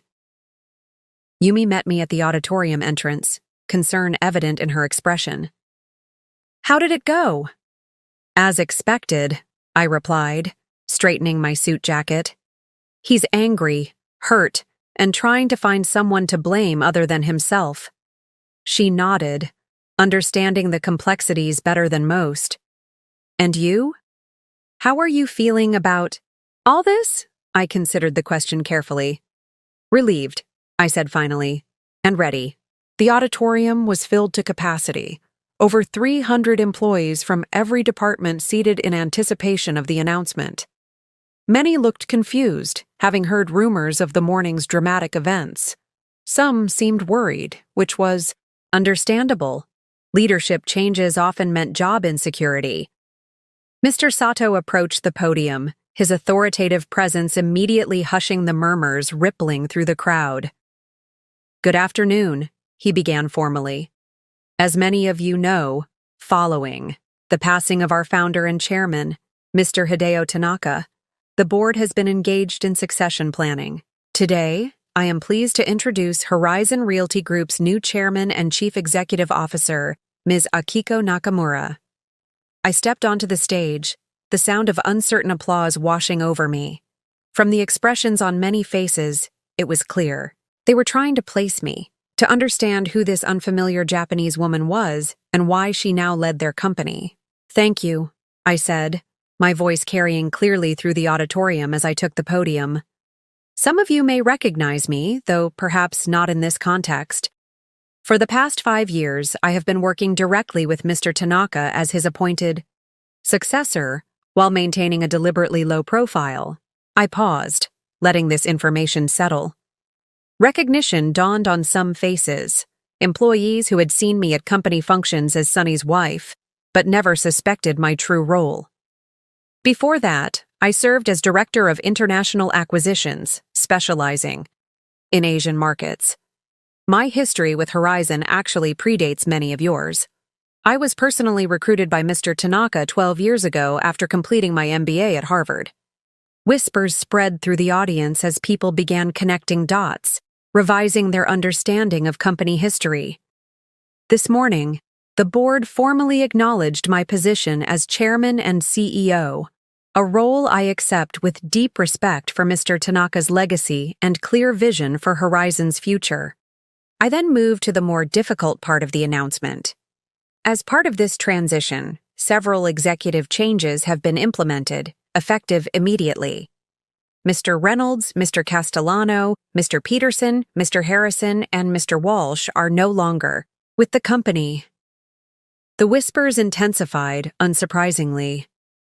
These 5 men had been fixtures in Horizon's leadership for years. Their sudden, simultaneous departure was unprecedented. I understand this news may be concerning to those who reported. To these executives, I continued, my tone measured but firm. I want to assure you that these changes reflect specific leadership issues and are not indicative of broader restructuring or layoffs. Your positions are secure. Relief visibly washed over many faces. In fact, I added, one of my first initiatives as chairman will be implementing the employee profit-sharing program that Mr. Tanaka and I have been developing. Details will be distributed by the end of the week. That announcement generated the first genuine enthusiasm in the room, a strategic move I'd planned carefully. Mr. Tanaka had always believed that employees who shared in the company's success worked more diligently to ensure that success. For the next 20 minutes, I outlined my vision for Horizon's future, our expansion into new markets, our commitment to ethical business practices, and the cultural shift I intended to foster. I emphasized opportunity, innovation, and integrity as our core values moving forward. Change can be unsettling, I acknowledged as I concluded, but it also creates possibilities that didn't exist before. My door is open to your ideas, your concerns, and your aspirations for this company. Together, we will build on Mr. Tanaka's foundation to create something even stronger. The applause that followed was different from the obligatory response at the beginning, more enthusiastic, more genuine. Not universal, certainly. There would be those loyal to the previous leadership who would require time to adjust. But enough to confirm what Mr. Tanaka had always believed, that most people respond positively to authentic leadership, regardless of its source. As the employees filed out, many approached to introduce themselves or offer congratulations. I made a point of engaging genuinely with each one, demonstrating from the outset that my leadership style would be more accessible than my predecessors. By 1:30 p.m., the formal announcements were complete. The afternoon would be devoted to meeting with department heads, reassuring key clients, and beginning the implementation of transition plans developed meticulously over the past months. I returned to what was now my office, the chairman's suite, on the top floor with its panoramic views of the city. Mr. Tanaka's personal effects had been respectfully removed weeks earlier, leaving the space ready for its new occupant. I had already instructed facilities to redecorate, replacing the dark masculine furniture with a more modern, open aesthetic that reflected my own sensibilities while honoring the traditional Japanese design elements that Mr. Tanaka had valued. Standing at the window, I looked out at the skyline, at buildings I had helped acquire and develop over the years, often without receiving any public acknowledgement. That anonymity had served its purpose, allowing me to observe and plan without interference. But now, it was time to step fully into the light, to lead not from shadow, but from the front. My phone buzzed with a message from Yumi. Father would be proud. Dinner still on for tonight? I smiled, typing back a confirmation. Tonight's dinner with international investors would be my official introduction to Horizon's global partners, the beginning of a new chapter, not just for me, but for the company that had become my life's work. Another message appeared, this one from my attorney. Reynolds has vacated the residence. Security confirms no damages. Safe contents untouched. one more piece falling into place. By nightfall, I would return not to the beautiful prison where I had played the role of submissive wife, but to my own home, as my authentic self. The decision I had made 5 years ago to temporarily set aside my public identity in service of a longer-term goal had been painful but necessary. Mr. Tanaka had understood the strategic value of patience, of allowing others to underestimate you while you quietly built your strength. The volcano appears dormant, he had told me once, gesturing to the scroll that now hung in my dining room, until the moment it chooses to reveal its power. Today, I had finally made that choice. The afternoon passed in a carefully orchestrated sequence of meetings. Each department head was summoned individually to my office for brief but substantive discussions about their areas of responsibility. I had studied their personnel files, performance reviews, and project histories meticulously over the years, allowing me to ask pointed questions that demonstrated my intimate knowledge of their operations. Some appeared nervous, particularly those who had been closely aligned with Sonny and his circle. Others seemed cautiously optimistic about the change in leadership. A few, mostly women and international employees who had felt marginalized under the previous regime, barely concealed their enthusiasm. Naomi Chen, our brilliant head of digital strategy who had been consistently overlooked for promotion despite outperforming her male colleagues, was among the most visibly relieved. "I almost resigned last month," she admitted when I asked about her department's unusually high turnover rate. "Clyde blocked my advancement opportunities 3 times, always with vague concerns about my leadership readiness."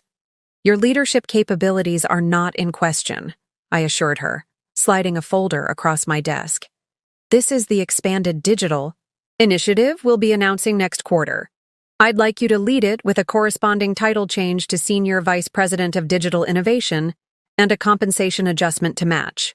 Her momentary speechlessness was followed by composed gratitude, but the brightness in her eyes told me everything I needed to know about the impact of finally being recognized for her contributions.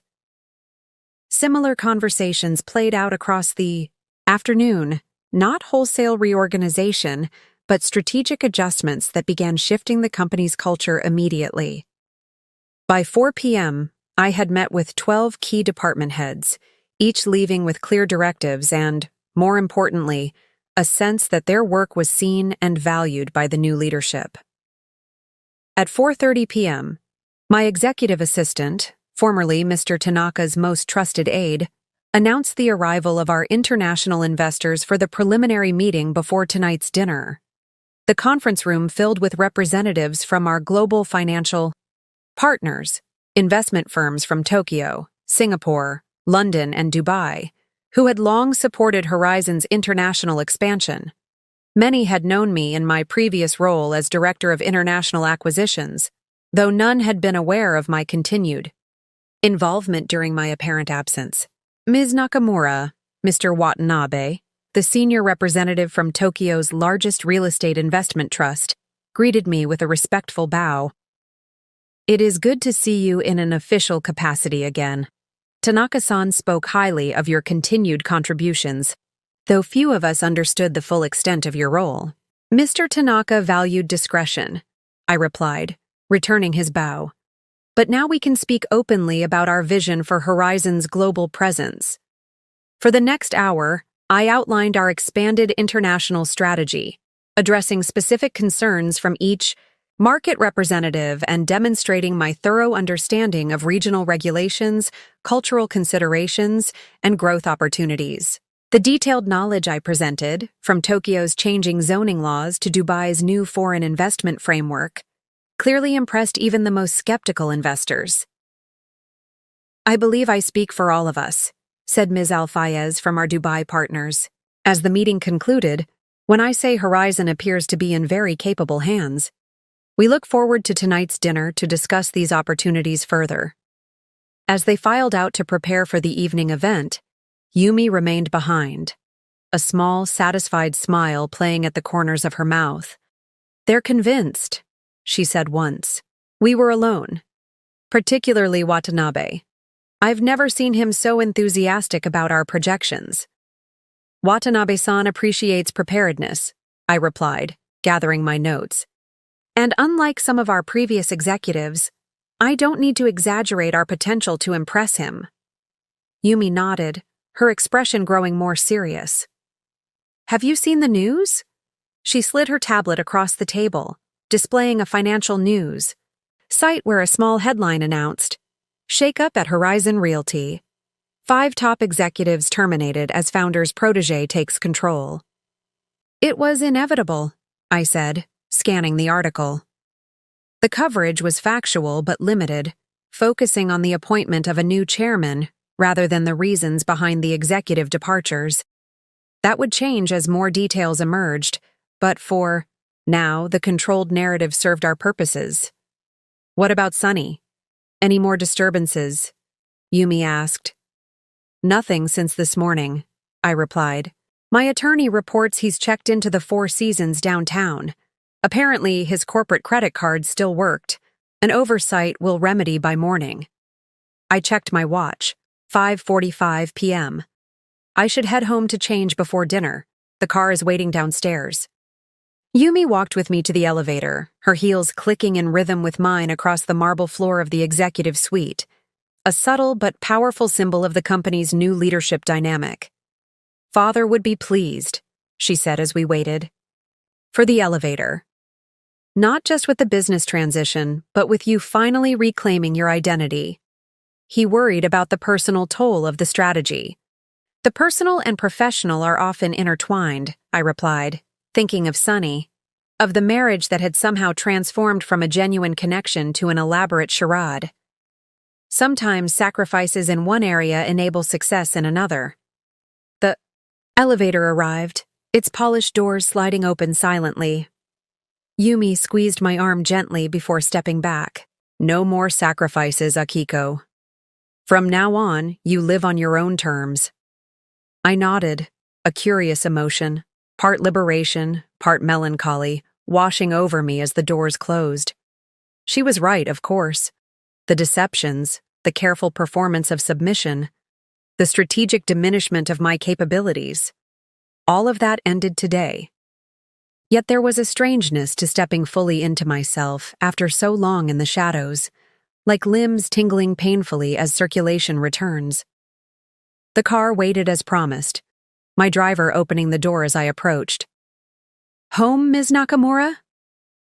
Yes, I confirmed, settling into the back seat. But not the Reynolds residence. Take me to the penthouse on Riverside, please. He nodded, inputting the address of the property I had purchased 6 months earlier, a modern penthouse overlooking the river, designed to my exact specifications but kept empty until now. Tonight would be its first use, a physical manifestation, of my transition from hidden power to visible authority. As we drove through the evening traffic, I watched the city transform from the financial district's glass towers to the elegant residential neighborhoods along the river. My phone remained mercifully silent. No emergency calls from the office, no desperate messages from Sunny, no media inquiries requiring immediate attention. This moment of transition belonged to me alone, a brief quiet in the midst of a day that had permanently altered the trajectory of my life and the company I now officially led. The car pulled up to my new building, a sleek structure of glass and sustainable materials that embodied the innovative design principles I hope to incorporate into Horizon's future developments. The doorman, already briefed on my arrival, greeted me with respectful efficiency. Welcome, Ms. Nakamura. Everything has been prepared according to your instructions. The private elevator whisked me to the top floor, opening directly into my penthouse. The space was exactly as I had envisioned, open and light-filled, with traditional Japanese design elements harmonizing with modern architecture. Floor-to-ceiling windows showcased the river and city beyond, the fading daylight casting everything in a golden glow. In the master suite, I found the evening's attire already laid out. A custom Yoji Yamamoto dress in deep midnight blue, elegant, but powerful, with subtle embroidery incorporating the same volcano motif from Mr. Tanaka's scroll. No longer would I dress to diminish or deflect attention. Tonight's dinner required a visual statement as clear as the organizational changes I had implemented. As I prepared for the evening, I allowed myself to fully process the day's events. The confrontation with Sunny, the board meeting, the staff, announcement. Each moment had been a step toward reclaiming not just my professional authority, but my personal autonomy. The liberation was exhilarating, but it carried with it an unexpected poignancy. For all his faults, for all the ways he had diminished me, there had been moments of genuine connection with Sunny in the beginning. The seeds of a true partnership had been there before ambition and insecurity poisoned the relationship.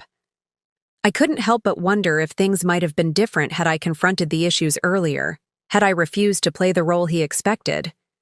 But such reflections, while natural, served little purpose now. The decisions had been made, the consequences set in motion. My focus needed to remain on the future, horizons and my own.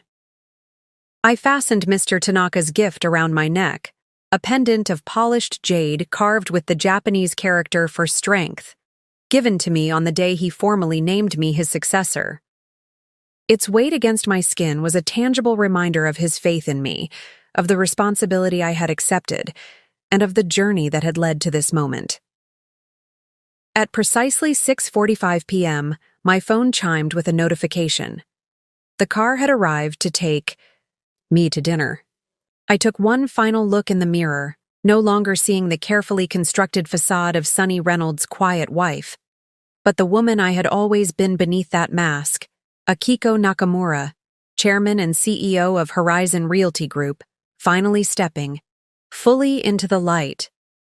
The private dining room at Miyako, the city's most exclusive Japanese restaurant, had been transformed for the evening's gathering. Traditional shoji screens created an intimate atmosphere, while subtle lighting highlighted the authentic artwork and flower arrangements selected specifically for this occasion. Mr. Tanaka had often used this space for his most important meetings, valuing both its privacy and its embodiment of Japanese aesthetics in an American setting. As my car pulled up to the restaurant, I noticed several familiar vehicles already parked outside.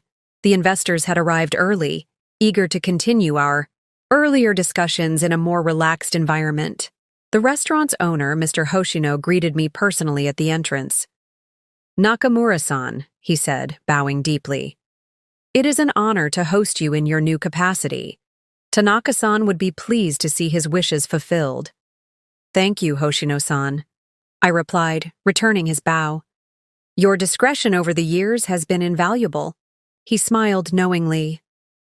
Mr. Hoshino had been one of the few people aware of my continued work with Mr. Tanaka. Our private meetings often conducted in this very restaurant under the guise of language lessons or cultural discussions. "Your guests await you," he said, gesturing toward the private room. "I have prepared Tanaka-san's favorite sake for the traditional kanpai." I nodded my appreciation and followed him through the main dining area. A few patrons glanced up as we passed, their expressions showing flickers of recognition. The news of today's changes at Horizon was clearly spreading beyond financial circles. At the private room's entrance, Hoshino-san slid open the door and announced my arrival. Inside, 12 people rose from their seats around the low table. The international investors from our earlier meeting, Yumi, Mr. Sato, and 2 board members who handled our global relationships. Chairman Nakamura, Mr. Watanabe greeted me formally, setting the tone for the evening. The others followed suit, the use of my title and position confirming the transition from our previous working dynamic to this new reality. I took my place at the head of the table, with Yumi and Mr. Watanabe flanking me on either side. The traditional seating arrangement, with the most honored guests positioned furthest from the door, had been carefully planned to reflect both hierarchy and strategic relationships. As the first course was served, conversation remained general and pleasant, touching on market conditions and global trends rather than specific business matters. This, too, was deliberate, part of the ritual of relationship building that our international partners valued far more than American executives typically understood. It was during the second course that Mr. Watanabe steered the conversation toward more specific territory. "Nakamura-san," he began, his English precise but heavily accented, "your international strategy is most impressive. However, I am curious about your personal journey. Few of us understood the arrangement of these past years." The question was politely framed but direct. The others at the table quieted, equally interested in the answer. Mr. Tanaka and I recognized certain realities about our industry, I replied, choosing my words carefully. Real estate development, particularly at the executive level, remains dominated by specific perspectives. We believed that observing the organization from different vantage points would provide valuable insights unavailable through traditional management methods. Mr. Watanabe nodded thoughtfully. A strategic withdrawal to enable a more effective return. Very Japanese in its approach. Indeed, I acknowledged. Though not without its challenges. Ms. Alfayez from our Dubai partners leaned forward slightly. I imagine those challenges extended beyond the professional realm, given that some of the executives removed today were, I understand, personally connected to you. The room grew even quieter, the directness of her observation pushing at the boundaries of propriety in such a setting. But her position as our most significant Middle Eastern investor afforded her certain liberties, and the question was valid from a business perspective. Personal connections should never supersede professional ethics, I said, my tone firm but not defensive. The decisions made today were based on extensive documentation of conduct incompatible with Horizon's values and future direction. The board has reviewed this documentation and fully supports the actions taken. Mr. Sato nodded his confirmation, adding, "The transition has been in preparation for nearly 2 years, following established governance protocols. This seemed to satisfy the investors, who recognized the message beneath my diplomatic response. Personal relationships had not and would not cloud my business judgment, regardless of the circumstances." As the main course was served, Mr. Tanaka's favorite sablefish with miso, conversation shifted to specific expansion opportunities in Asian markets. I outlined our plans for the Tokyo development, the Singapore commercial hub, and our innovative approach to sustainable luxury residences in Seoul. The investors engaged enthusiastically, their initial curiosity about the day's dramatic events, giving way to genuine excitement about Horizon's future direction. By the time dessert was served, a subtle yuzu sorbet, the energy in the room had transformed completely from cautious assessment to collaborative planning. It was Mr. Watanabe who proposed the formal toast as sake cups were distributed. "To Horizon Realty Group," he said, raising his cup, "and to Chairman Nakamura, who honors Tanaka-san's legacy while boldly charting a new course. May this transition mark the beginning of even greater success." "Kanpai," replied the group in unison, completing the ritual that symbolically sealed their support. As we continued discussing specific projects late into the evening, I felt a growing certainty that the most critical external relationships had been successfully secured. The investors not only accepted the leadership change, but embraced the strategic vision I had presented. It was nearly 11 when the dinner concluded, each investor departing with renewed confidence in Horizon's direction and specific follow-up. Meetings already scheduled for the coming weeks. Yumi lingered as the others left, waiting until we were alone before speaking candidly. "Complete success," she said, switching to Japanese as she often did for our private conversations. "Particularly with Watanabe-san. He rarely offers such explicit support." "His support was always essential," I acknowledged.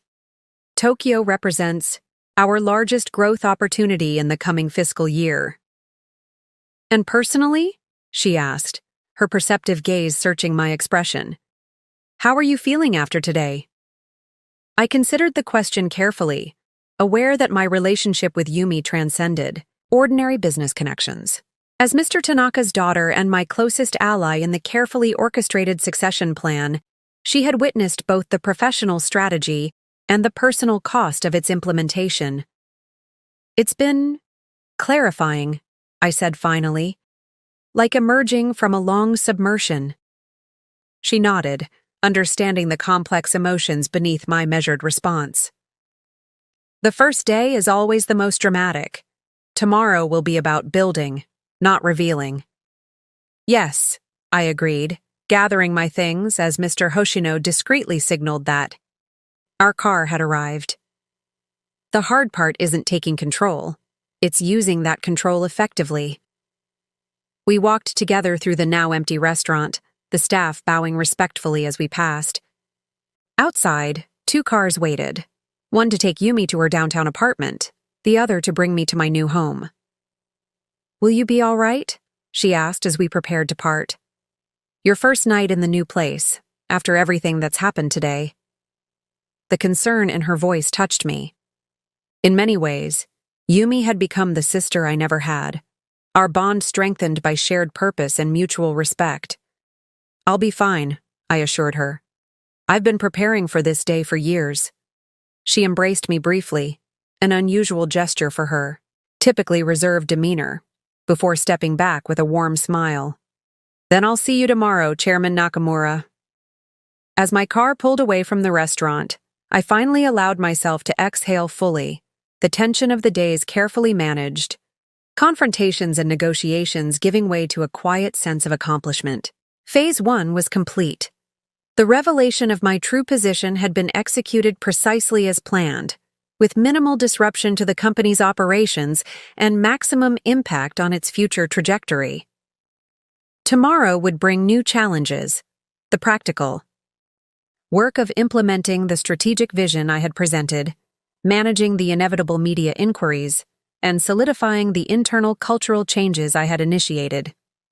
But tonight, in this moment of transition between my old life and new, I permitted myself a rare feeling of personal satisfaction. The city lights blurred slightly as we sped toward my new home, the familiar skyline now representing something different. Not just the market I had helped develop from behind the scenes, but the visible manifestation of what could be accomplished when patience and strategic vision aligned with opportunity.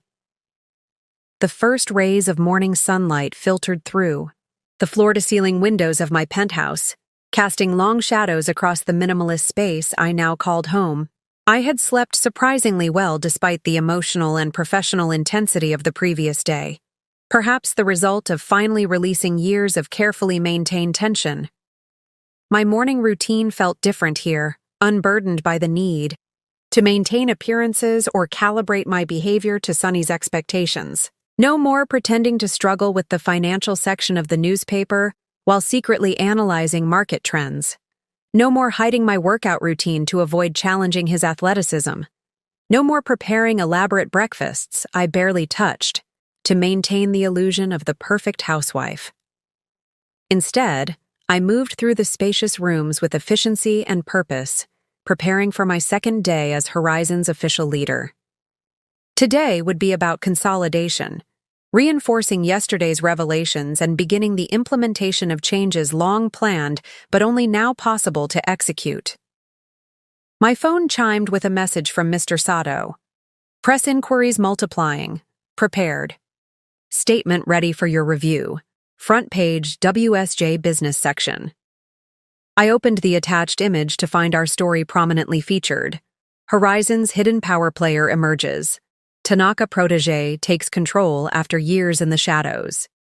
The article was surprisingly accurate, focusing on my professional qualifications and Mr. Tanaka's long-term succession planning rather than sensationalizing the personal elements of the story. A second message arrived from our head of communications. "TV networks requesting interviews. How do you wish to proceed?" I considered this carefully. While transparency was important, becoming a media curiosity would distract from the substantive work ahead. My response was brief but clear. "Approved. Statement only for now. Single print interview with Financial Times next week. no TV. As I finished dressing in a tailored navy suit that subtly incorporated traditional Japanese design elements, I received the message I had been both expecting and dreading, an update from my attorney. Reynolds attempting to access joint accounts. Access denied per earlier instructions. His attorney has reached out requesting a meeting. So it began. I had anticipated this phase, of course. Sonny's initial shock would naturally evolve into strategic calculation once he consulted legal counsel. I forwarded the message to my personal attorney with simple instructions. Proceed as discussed. No deviations from the agreed terms. The prenuptial agreement was comprehensive and legally sound. While generous in providing a clean separation of our limited, truly joint assets, it clearly protected my individual holdings and company interests. Sonny would receive a fair settlement, reflecting our 5 years together, but nothing that could impact Horizon's operations or my controlling interest. My driver arrived precisely at 7:30 a.m., allowing me to reach the office well before most employees. This early arrival was deliberate. I wanted time to fully occupy the chairman's office, to transform it from a space I was visiting to a space I commanded before the day's meetings began. The security team greeted me with newfound deference as I entered through the main lobby rather than the private entrance I had used for years. No more shadows, no more hidden movements. From now on, my presence would be direct and visible. The executive floor was quiet, only Mr. Sato and my executive assistant already at their desks. Both stood as I approached, their posture reflecting the formality that naturally accompanied the office of chairman regardless of who occupied it. "Good morning," I greeted them, my tone warm but businesslike. "Are we prepared for the executive committee meeting at 9? "Yes, Chairman," my assistant confirmed. "All interim department heads have confirmed attendance. The presentation materials are ready in the boardroom." "And our former executives?" I asked, referring to yesterday's terminated leadership. Mr. Sato adjusted his glasses, his expression professionally neutral. "Mr. Castellano and Mr. Peterson have returned their company devices and signed the separation agreements. Mr. Harrison and Mr. Walsh are expected to complete processing by noon today." "And Mr. Reynolds?" A slight hesitation. "He has not responded to communications from HR. His company accounts remain active but frozen." I nodded, unsurprised. Sonny would resist the longest, believing his particular relationship with me might afford him special treatment or leverage. "Proceed with standard protocols. If he hasn't responded by close of business today, have security retrieve all company property from his last known location." Understood. I spent the next hour reviewing the day's agenda and making final adjustments to the executive committee presentation. This would be my first formal meeting with the remaining leadership team, those who had not been part of Sonny's inner circle, but who would now form the core of Horizon's new direction. At precisely 8:55 a.m., I made my way to the boardroom, taking the chairman's seat at the head of the table. One by one, the department heads arrived. Some I had worked with directly during my active years at the company, others I knew only through observation and reports. Their expressions ranged from curious to cautious to openly enthusiastic. Naomi, Chen, now officially Senior Vice President of Digital Innovation following yesterday's promotion, gave me a subtle but warm smile as she took her seat. Beside her, James Alvarez from Finance looked significantly more relaxed than he had during Clyde's tenure, when his ethical concerns about financial reporting had been repeatedly dismissed. At 9 a.m. sharp, I called the meeting to order. "Good morning," I began, my voice clear and authoritative. Yesterday marked a significant transition for Horizon Realty Group. Today we begin the work of transformation. Each of you is here because you have demonstrated both competence and integrity during your time with the company. Those qualities will be the foundation of our path forward. For the next 2 hours, I led them through the comprehensive strategic plan that Mr. Tanaka and I had developed over the past years. Unlike yesterday's board presentation, which focused on high-level direction, this session delved into specific operational changes, accountability structures, and performance metrics. I introduced the new ethical compliance system, the revised compensation framework that rewarded collaboration rather than internal competition, and the expanded international initiatives that would drive our growth over the next decade. Questions? I asked as the formal presentation concluded. The room was momentarily silent, the volume of information requiring processing. Then James Alvarez cleared his throat. Chairman Nakamura, he began, his tone respectful but direct. These changes represent a significant shift from how the company has operated under previous leadership. How do you suggest we manage the transition, particularly with teams accustomed to different methods? The question was diplomatic but clear. How should they navigate the cultural change after years under Sonny's regime of favoritism and questionable ethics? Transparency, I replied without hesitation. The most destabilizing force in any organization is uncertainty. Be clear about expectations, consistent in their application, and open about the reasons behind changes. Those who thrived under the previous system because of merit will continue to thrive. Those who depended on favoritism will need to adapt or find opportunities elsewhere. Nods around the table indicated appreciation for the straightforward approach. Additional resources will be provided to departments most impacted by yesterday's leadership changes, I continued. HR has prepared transition plans for each area, and I will personally meet with any team experiencing significant disruption. Naomi raised her hand next. The Affordable Housing Initiative, is that still proceeding on the accelerated timeline discussed yesterday? Yes, I confirmed. In fact, I'd like you and James to coordinate on the digital marketing and financing aspects. The project documents will be in your inboxes by noon today. The meeting continued with increasing engagement as the initial wariness gave way to productive discussion. By the time we concluded at 11:15 a.m., the energy in the room had transformed from cautious assessment to collaborative planning, precisely the shift I had hoped to achieve. As the executive team dispersed to brief their respective departments, Mr. Sato approached with an update. Security reports Mr. Reynolds is downstairs, demanding access to the executive floor. He's becoming disruptive. I checked my watch, considering the situation. This confrontation was inevitable. The only variables were timing and audience. Have security escort him to the small conference room on this floor, I instructed after a moment's thought. I'll speak with him briefly. Ensure legal counsel is standing by, but not present in the room. Are you certain that's wise? Mr. Sato asked, his concern evident. It's necessary, I replied. Better to address this directly than allow it to fester. Please inform security I'll be there in 5 minutes. The small conference room had been deliberately chosen for this confrontation.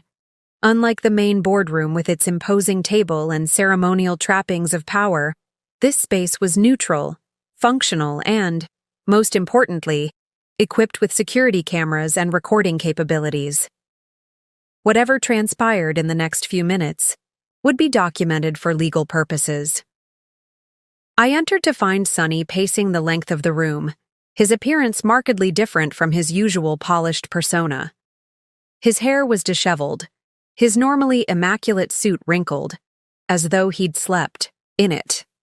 When the door opened, he spun around, his expression cycling rapidly from anger to surprise to a strange, calculating intensity. Akiko, he said, his use of my first name a deliberate attempt to re-establish our personal connection. Finally, this has gone far enough. I remained standing near the door, maintaining both physical and emotional distance. Mr. Reynolds, I understand you wish to speak with me. I can give you 10 minutes before my next meeting. Mr. Reynolds? He repeated incredulously. Is that what we're doing now? After 5 years of marriage, I'm suddenly Mr. Reynolds to you? In this building, in this context, yes, I replied evenly. This is a professional setting, and I am addressing you as a former employee of Horizon Realty Group. His laugh held no humor. This is insane. You've had your moment. You've made your point. Now it's time to be realistic. I'm being entirely realistic, I said. Your employment has been terminated for cause. The documentation has been processed. Your company access has been revoked. These are the realities of the situation. He stepped closer, lowering his voice as if sharing a confidence. Look, I understand you're angry. I said some things, made some jokes I shouldn't have. But this— He gestured broadly, encompassing the building, the company, the situation. This is an overreaction. We can fix this. There's nothing to fix, I replied. The changes at Horizon are not the result of personal grievances, but professional assessments conducted over years. Your performance, ethics, and leadership have been found wanting. The decision is final. His facade of reasonableness slipped, frustration breaking through. You can't just erase 5 years of my career because your feelings were hurt. I built relationships with clients. I developed properties that made millions for this company. You took credit for other people's work, I corrected. You inflated projections, misrepresented meeting outcomes, and created a culture of favoritism that undermined Horizon's performance. All of this is extensively documented. Sonny ran a hand through his hair, his strategy shifting again. The board can't possibly support this. You've manipulated them with whatever story Tanaka fed them before he died. Once they see the full picture— The board has reviewed all relevant documentation, I interrupted. They understand exactly what has occurred and have unanimously endorsed the leadership transition and executive changes.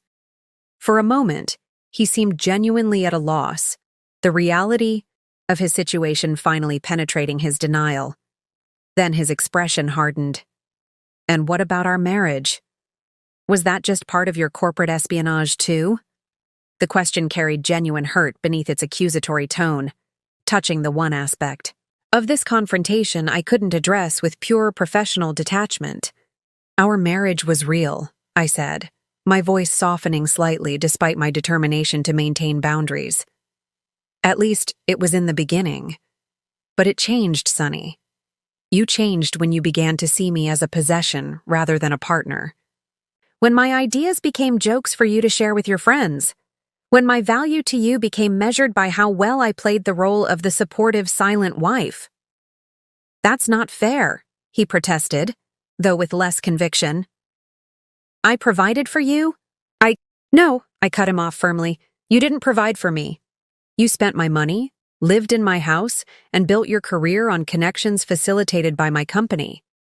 The fact that you never questioned the math, how a mid-level executive could afford our lifestyle, speaks volumes about your self-deception. He fell silent, absorbing this unassailable truth. When he spoke again, his voice had lost its aggressive edge, replaced by something closer to bewilderment. What happens now? Professionally, your employment with Horizon is terminated. The separation package detailed in your termination documents is generous, provided you sign the non-disclosure and non-disparagement agreements. Personally, the divorce papers have been filed. My attorneys will contact yours to facilitate an equitable division of our legitimately joint assets. That's it? He asked, an emptiness in his voice that might have moved me under different circumstances. 5 years together, and it ends with paperwork and legal teams? It ended long before today, I replied quietly. Today merely makes official what has been true for some time. He looked around the conference room, at the sleek furniture and corporate art, symbols of the power he had believed was his by right. I never really knew you, did I? No, I acknowledged. You never tried to. You were too comfortable with the version of me you created in your mind to look for the reality. Security appeared in the doorway, a silent reminder that our time was concluding. Sonny noticed them and straightened his shoulders, making one final attempt to salvage his dignity. This isn't over, he said, but the threat sounded hollow even to his own ears. I built a reputation in this industry. People respect me. My clients trust me. Your clients trusted Horizon, I corrected. and they will continue to do so under its new leadership. As for your reputation, I paused, not out of cruelty but precision. I suggest focusing on rebuilding it based on actual accomplishments, rather than appropriated credit. He had no response to this, the truth of it too evident to dispute. With a final look that carried more confusion than anger, he allowed security to escort him from the room. I remained standing for a moment after he left, acknowledging the complex emotions his departure stirred. Our marriage had not been a complete fabrication. There had been genuine connection, shared dreams, moments of happiness.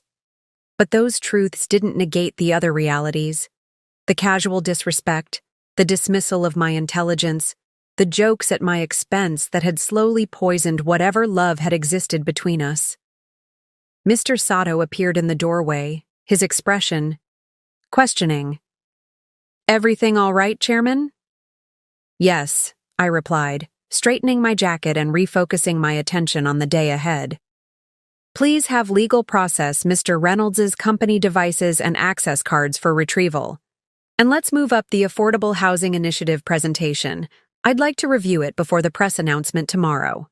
As I walked back to my office, I passed Naomi Chen in the hallway, her arms full of presentation materials for our upcoming meeting. She paused, reading something in my expression that prompted a moment of collegial concern. "Difficult confrontation?" she asked discreetly.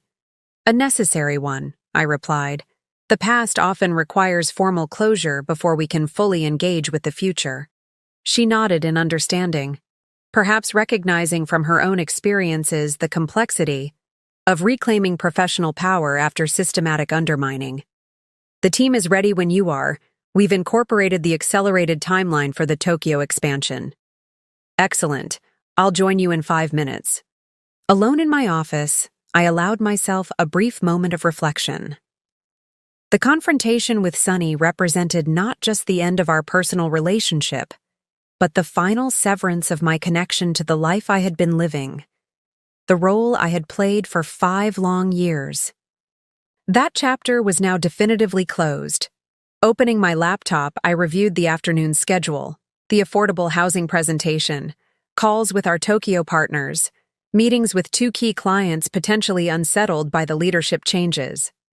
The work ahead was substantial, but energizing. The kind of meaningful, impactful projects I had been orchestrating from the shadows for years and could now drive openly. A notification appeared on my screen, a message from Yumi. "Lunch tomorrow? Much to celebrate." I smiled, typing a quick confirmation. Yes, there was indeed much to celebrate.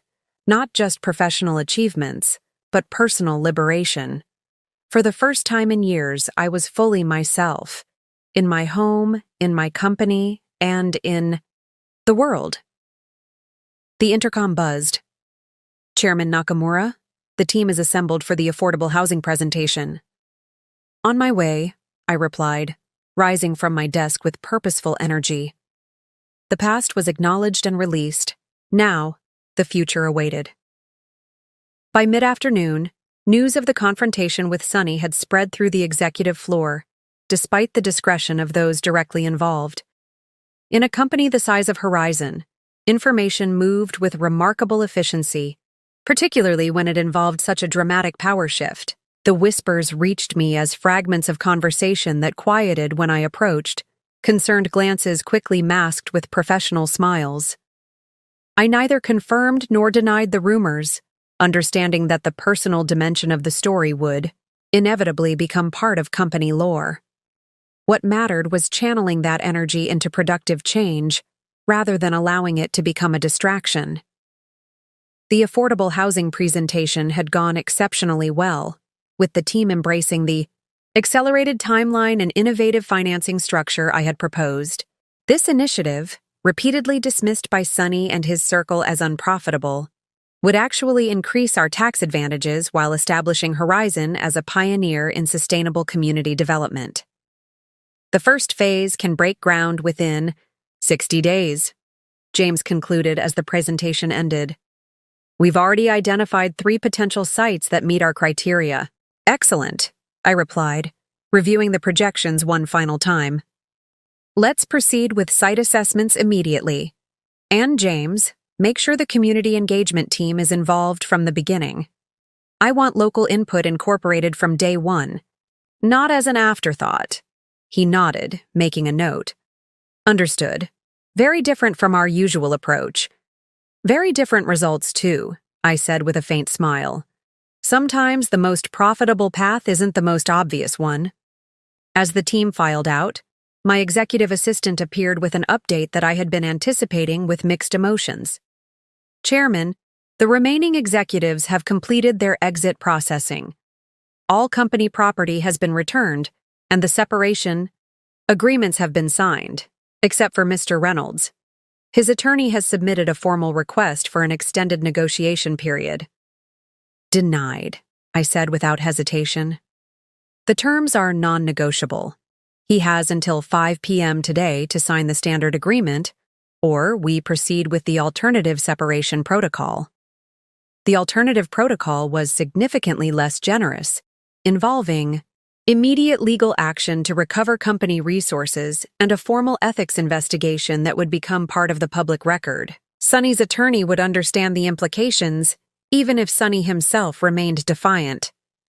Also, my assistant continued, Mr. Castellano has requested a brief meeting before leaving the building. He's waiting in the small conference room. This was unexpected. Of Sonny's inner circle, Mario Castellano had been perhaps the most problematic, his treatment of female employees creating particular liability for the company. That he would seek a meeting rather than departing quietly suggested either remarkable self-awareness or a misguided attempt at negotiation. I'll see him, I decided after a moment's consideration. Please inform security to remain nearby and ensure the recording system is active. The conference room was the same one where I had confronted Sonny earlier, though the energy was entirely different as I entered to find Mario sitting stiffly at the table. Gone was his usual swagger, replaced by an uncharacteristic formality, as he stood to greet me. Chairman Nakamura, he said, the title sounding foreign from his lips. Thank you for agreeing to see me. I nodded acknowledgement but didn't offer my hand. You requested this meeting, Mr. Castellano. I can give you 5 minutes. He sat back down, his composure slipping slightly. I wanted to clarify some things before I leave. The file you presented contains serious allegations about my conduct. Not allegations, I corrected.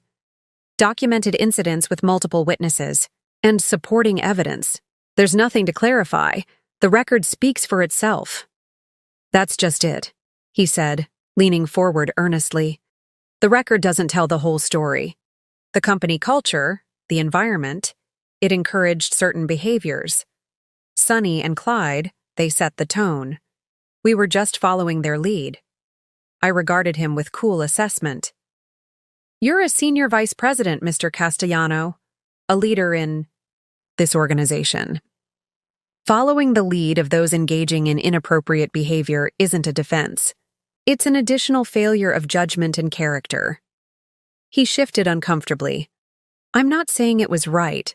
I'm just trying to explain that in a different environment, with different expectations. You would have behaved differently, I finished. For him. Perhaps. We'll never know. What we do know is how you chose to behave in the environment that existed. Those choices have consequences. Mario's expression hardened slightly, a flash of the entitlement I had observed over years of watching him operate. Is there no path back? No consideration for my years of service? My client relationships alone have generated millions for Horizon. Your client relationships were built using company resources, company reputation, and company connections, I replied evenly. They belong to Horizon, not to you personally. As for a path back, I paused, considering my words carefully. The separation agreement includes a clause allowing for reconsideration after 1 year, provided certain conditions are met.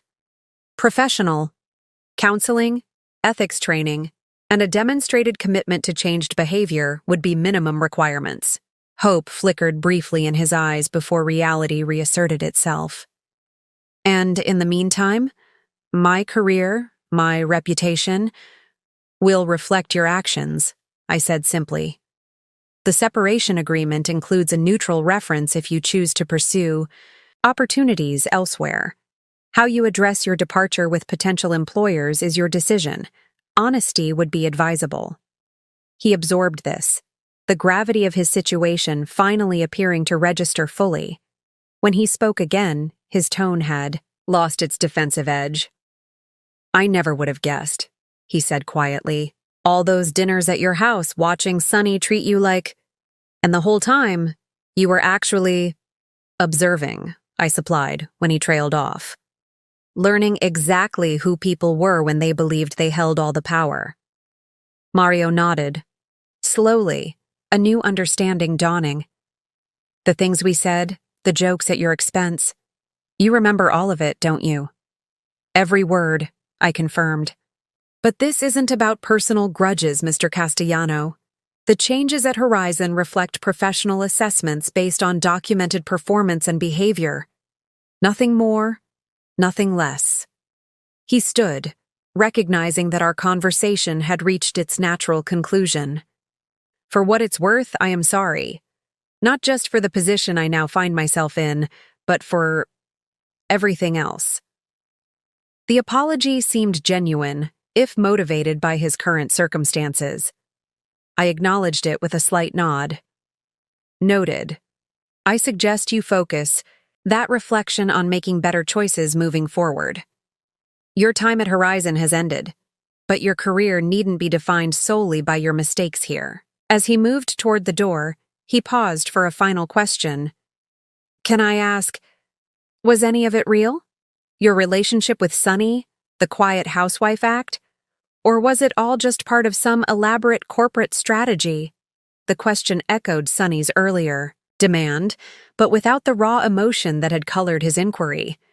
Mario's interest seemed almost academic, a man trying to understand how thoroughly he had been deceived. The beginning was real, I said after a moment's consideration. The rest became a necessary adaptation to an untenable situation. When one's voice is consistently dismissed, sometimes silence becomes a strategic choice rather than a surrender. He absorbed this, nodding slowly. I think I understand. Goodbye, Chairman Nakamura. And good luck with whatever comes next for Horizon. After he left, I remained seated, reviewing the interaction. Of the 5 executives removed yesterday, Mario had shown the most self-awareness in the aftermath. It wasn't enough to change the outcome. His behavior had been too problematic for too long. But it suggested a capacity for growth that the others, particularly Sonny, had yet to demonstrate. My phone buzzed with a message from legal. Reynolds. Attorney has advised he will sign standard agreement by deadline. Paperwork being processed now. So Sonny had finally accepted the inevitable. The practical part of me was relieved. A protracted legal battle would have been an unnecessary distraction. Yet beneath that pragmatism, I felt a curious sadness. Not regret for the actions taken, but acknowledgement of the relationship that might have been under different circumstances, with different choices. I pushed the thought aside, refocusing on the work ahead. The past couldn't be changed, but the future, Horizon's and my own, remained full of possibility. The news of Horizon's dramatic leadership change spread through the real estate industry with remarkable speed. By the following morning, my inbox contained dozens of messages from industry peers, competitors, and partners, some offering congratulations, others thinly veiling their surprise or skepticism, but all acknowledging the seismic shift that had occurred.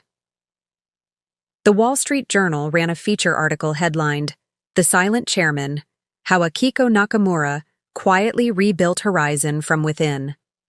The piece painted a largely accurate picture of the succession plan Mr. Tanaka had implemented, though it predictably sensationalized the personal elements of the story. Several industry publications followed with their own analyses, most focusing on the strategic implications for Horizon's market position, rather than the interpersonal drama. What interested me more than the external reactions, however, was the transformation occurring within Horizon itself. The initial shock had given way to a palpable shift in the company's atmosphere, a tentative optimism that emerged as employees began to understand that the changes went beyond a simple leadership transition. I observed this most clearly during my morning walk through the building, an activity I had instituted immediately after taking official control. Unlike Sonny and his circle, who rarely ventured beyond the executive floor, I made a point of visiting different departments each day, speaking directly with employees at all levels. On this particular morning, I noticed significant changes in the marketing department, which had suffered perhaps the most under Liam's leadership. Where tension and competitive silence had previously dominated, I now found collaborative discussion and an energetic buzz of productivity. Designers who had been relegated to executing Liam's dictates regardless of their merit were now openly sharing innovative concepts. The difference is remarkable, Jasmine Park, a senior graphic designer, told me when I stopped to review her team's work on the affordable housing campaign. We've accomplished more creative development in 2 days than we did in the previous month. That's exactly what we need, I replied, genuinely impressed by the concepts they'd developed. This campaign requires authentic community connection, not just polished corporate messaging. In the finance department, James had already implemented a more transparent reporting structure, dismantling the opaque systems Clyde had used to obscure questionable allocations. Junior analysts who had previously been afraid to flag concerns were now actively participating in review processes. "It's like a weight has been lifted," one of them commented during a brief conversation. "We're actually doing accounting the way it's supposed to be done." Perhaps the most profound transformations were occurring among the female employees who had been systematically marginalized under the previous leadership. Women who had kept quiet, minimized their contributions, or adapted their communication styles to navigate the boys' club atmosphere were now speaking with new confidence in meetings and putting forward ideas that would have been dismissed weeks earlier. Naomi's promotion had sent a clear signal that competence rather than connections would determine advancement opportunities. 3 other women had already been moved into positions more reflective of their capabilities, creating a ripple effect of optimism among employees who had previously seen no path forward. The internal company messaging board, once dominated by obligatory responses to official announcements, now featured genuine engagement with new initiatives. The affordable housing project had sparked particular enthusiasm, with employees from various departments volunteering ideas and offering to participate in community outreach efforts. Not everyone embraced the changes, of course. A few executives, who had aligned themselves with Sonny's inner circle while avoiding direct complicity in their misconduct, maintained a cautious distance, their contributions minimal and their expressions guarded during meetings. Several mid-level managers who had benefited from the previous system of favoritism were struggling to adapt to merit-based expectations. I made note of these holdouts, but didn't target them directly. Time would reveal whether they could adapt to Horizon's new direction or would eventually seek opportunities elsewhere. By late afternoon, I received perhaps the most meaningful indication that positive change was taking root. 3 former employees who had left the company due to the toxic environment under previous leadership had reached out to inquire about returning. Among them was Thomas Chen, a brilliant architect whose sustainable design innovations had been repeatedly blocked by Ben, despite their clear market potential. "If the changes I'm hearing about are real," his message read, "I'd like to discuss bringing my team and our sustainable luxury concept back to Horizon." As I drafted a personal response inviting him to meet, I reflected on how quickly a culture could begin to transform when the right conditions were created. The company I had observed from the shadows for 5 years, talented but hampered by poor leadership and toxic dynamics, was starting to emerge as the organization Mr. Tanaka had always envisioned. The ripples were extending beyond Horizon's walls as well. Two clients who had been considering moving their business to competitors had reconnected after hearing about our leadership change and new strategic direction. An industry association focused on sustainability had reached out about partnership opportunities. Even a few investors who had been wary of Horizon's previous approach were expressing renewed interest. Change was happening, faster and more organically than even I had anticipated. 1 week after taking control of Horizon, I sat in my office, reviewing the first comprehensive performance reports produced under the new leadership structure. The data confirmed what I had observed anecdotally. Productivity was up in most departments, client feedback was trending positive, and the affordable housing initiative was progressing ahead of schedule. Yet alongside these encouraging signs, resistance to the new order was crystallizing in predictable ways. My executive assistant placed a folder on my desk containing what she diplomatically called matters requiring attention, a collection of challenges that had emerged from those unwilling to accept the company's new direction. Bradley Thompson is still refusing to implement the transparency protocols in the commercial division, she explained, referring to a regional director who had been closely aligned with Clyde. And there's been some coordinated pushback on the revised compensation structure. I nodded, unsurprised. Who's leading that particular resistance? Primarily Wilson from sales and Adler from development. Both were beneficiaries of the previous bonus system. Of course they were, I murmured, reviewing their personnel files. Both men had consistently received outsized bonuses despite mediocre performance metrics, clear evidence of the favoritism that had permeated Horizon's operations. Schedule meetings with each of them for tomorrow. Individual discussions, not a group confrontation. She nodded, making a note. Also, there's been communication from external sources. Mr. Reynolds appears to be speaking with several of our clients. This was expected but still required attention. Despite the non-disparagement clause in his separation agreement, Sonny was clearly attempting to undermine confidence in Horizon's new leadership. His personal relationships with certain clients created vulnerability that needed to be addressed directly. Prepare briefing packages on those client relationships, I instructed. I'll reach out personally to each one. As my assistant departed, Yumi arrived for our scheduled strategy meeting, her expression betraying a mix of amusement and concern. I see the resistance has organized, she commented, glancing at the folder on my desk. Predictable but manageable, I replied, gesturing for her to take a seat. Anyone clinging to the old system was bound to push back. The question is whether they're salvageable or determined to sabotage progress. And Sonny, I hear he's been quite active among his industry contacts, I nodded. Also predictable. His ego won't allow him to accept defeat gracefully. He's approaching clients he believes are personally loyal to him, suggesting that Horizon's new direction threatens their interests. Will it work? She asked, her tone suggesting she already knew the answer. With some, perhaps temporarily, I acknowledged. But ultimately, results speak louder than rumors. We're already showing improved performance metrics that will matter, more to serious clients than personal relationships. Our discussion shifted to strategic matters, the Tokyo expansion, the Sustainable Development Initiative, the digital transformation that Naomi was spearheading. Yet the undercurrent of resistance remained a factor in our planning, requiring adjustments and contingencies. The following day, I met individually with the employees identified as centers of resistance.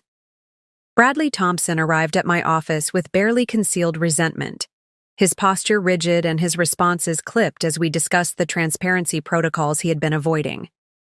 These new requirements create unnecessary bureaucracy, he argued. My team's performance speaks for itself. We don't need additional oversight. Performance without accountability isn't sustainable, I replied calmly. The protocols aren't punishment, Mr. Thompson. They're standard business practice in every reputable real estate firm. They weren't necessary under previous leadership, he countered, the implication clear in his tone. Previous leadership made exceptions based on personal relationships rather than sound business principles, I said, my voice firm but not confrontational. That approach ended with their tenure. The choice now is straightforward.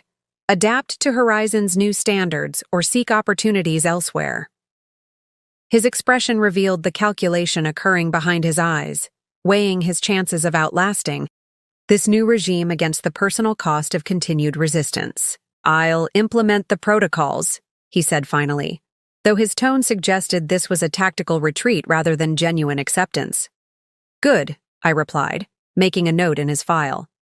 I look forward to seeing the improved transparency in next week's reports. Similar conversations played out with Wilson and Adler regarding the compensation restructuring. Both eventually agreed to work within the new system, though I harbored no illusions about their genuine commitment. They would require ongoing monitoring and clear consequences for any attempts to undermine the changes. Not all resistance came from within, however.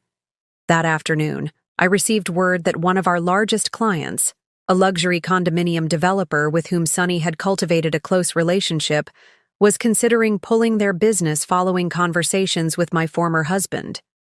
Rather than addressing this through intermediaries, I called the client directly.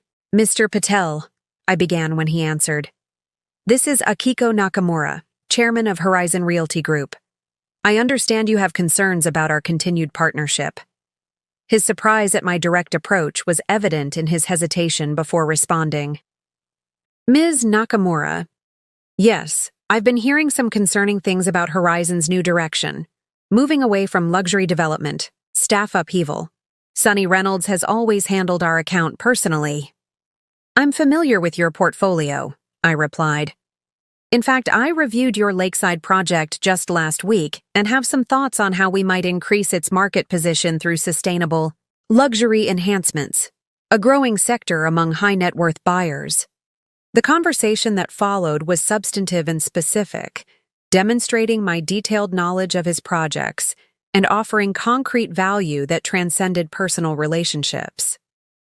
By the call's end, Mr. Patel had not only committed to maintaining his business with Horizon but had expressed interest in our new sustainable luxury initiative. I appreciated Sunny's friendship, he admitted as our conversation concluded. But ultimately, this is business. Your approach is refreshingly direct. As I hung up, I reflected on the nature of resistance and acceptance in times of change. Some would never adapt, their identities too wrapped up in the previous order. Others would assess the new reality pragmatically, adjusting their position based on self-interest. And some would genuinely embrace change, recognizing its potential, benefits even through the discomfort of transition. Horizon was experiencing all three responses simultaneously, requiring different strategies for each. The key was identifying which individuals fell into which category and responding accordingly, with patience, clarity, or, when necessary, decisive action. 3 months after taking official control of Horizon Realty Group, I stood on the construction site of our first affordable housing development, watching as community members participated in the groundbreaking ceremony. What had begun as a concept dismissed by Sunny and his circle as unprofitable had transformed into Horizon's most publicized initiative, and, somewhat ironically, one of our most financially promising ventures once the tax incentives and government partnerships were properly structured. The project represented more than just a strategic pivot. It embodied the systemic changes that had taken root throughout the organization. The development team included both experienced Horizon employees and new talent recruited specifically for their expertise in sustainable community building.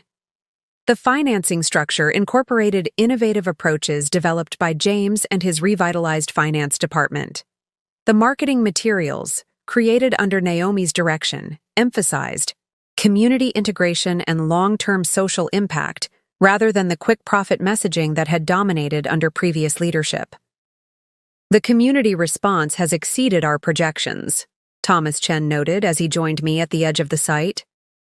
His return to Horizon as Director of Sustainable Design had been a significant win, bringing not only his considerable talent but also a symbolic affirmation of the company's new direction. The waiting list for Phase 1 is already full, I confirmed, and the financing model has attracted attention from 3 municipal governments interested in similar partnerships. We watched as local officials, community representatives, and Horizon team members mingled during the ceremony, the interactions marked by genuine engagement rather than the superficial networking that had characterized company events in the past. It's not just this project, Thomas said thoughtfully. The entire company feels different. Even the headquarters has a different energy. He was right. The physical space of Horizon's offices had evolved alongside its culture. The executive floor, once an isolated domain of closed doors and exclusive access, had been redesigned with more transparent architecture and collaborative spaces. My own office featured glass walls that could be frosted for privacy when needed, but remained clear for most of the day, symbolizing the accessibility that characterized my leadership approach. The changes extended far beyond aesthetics.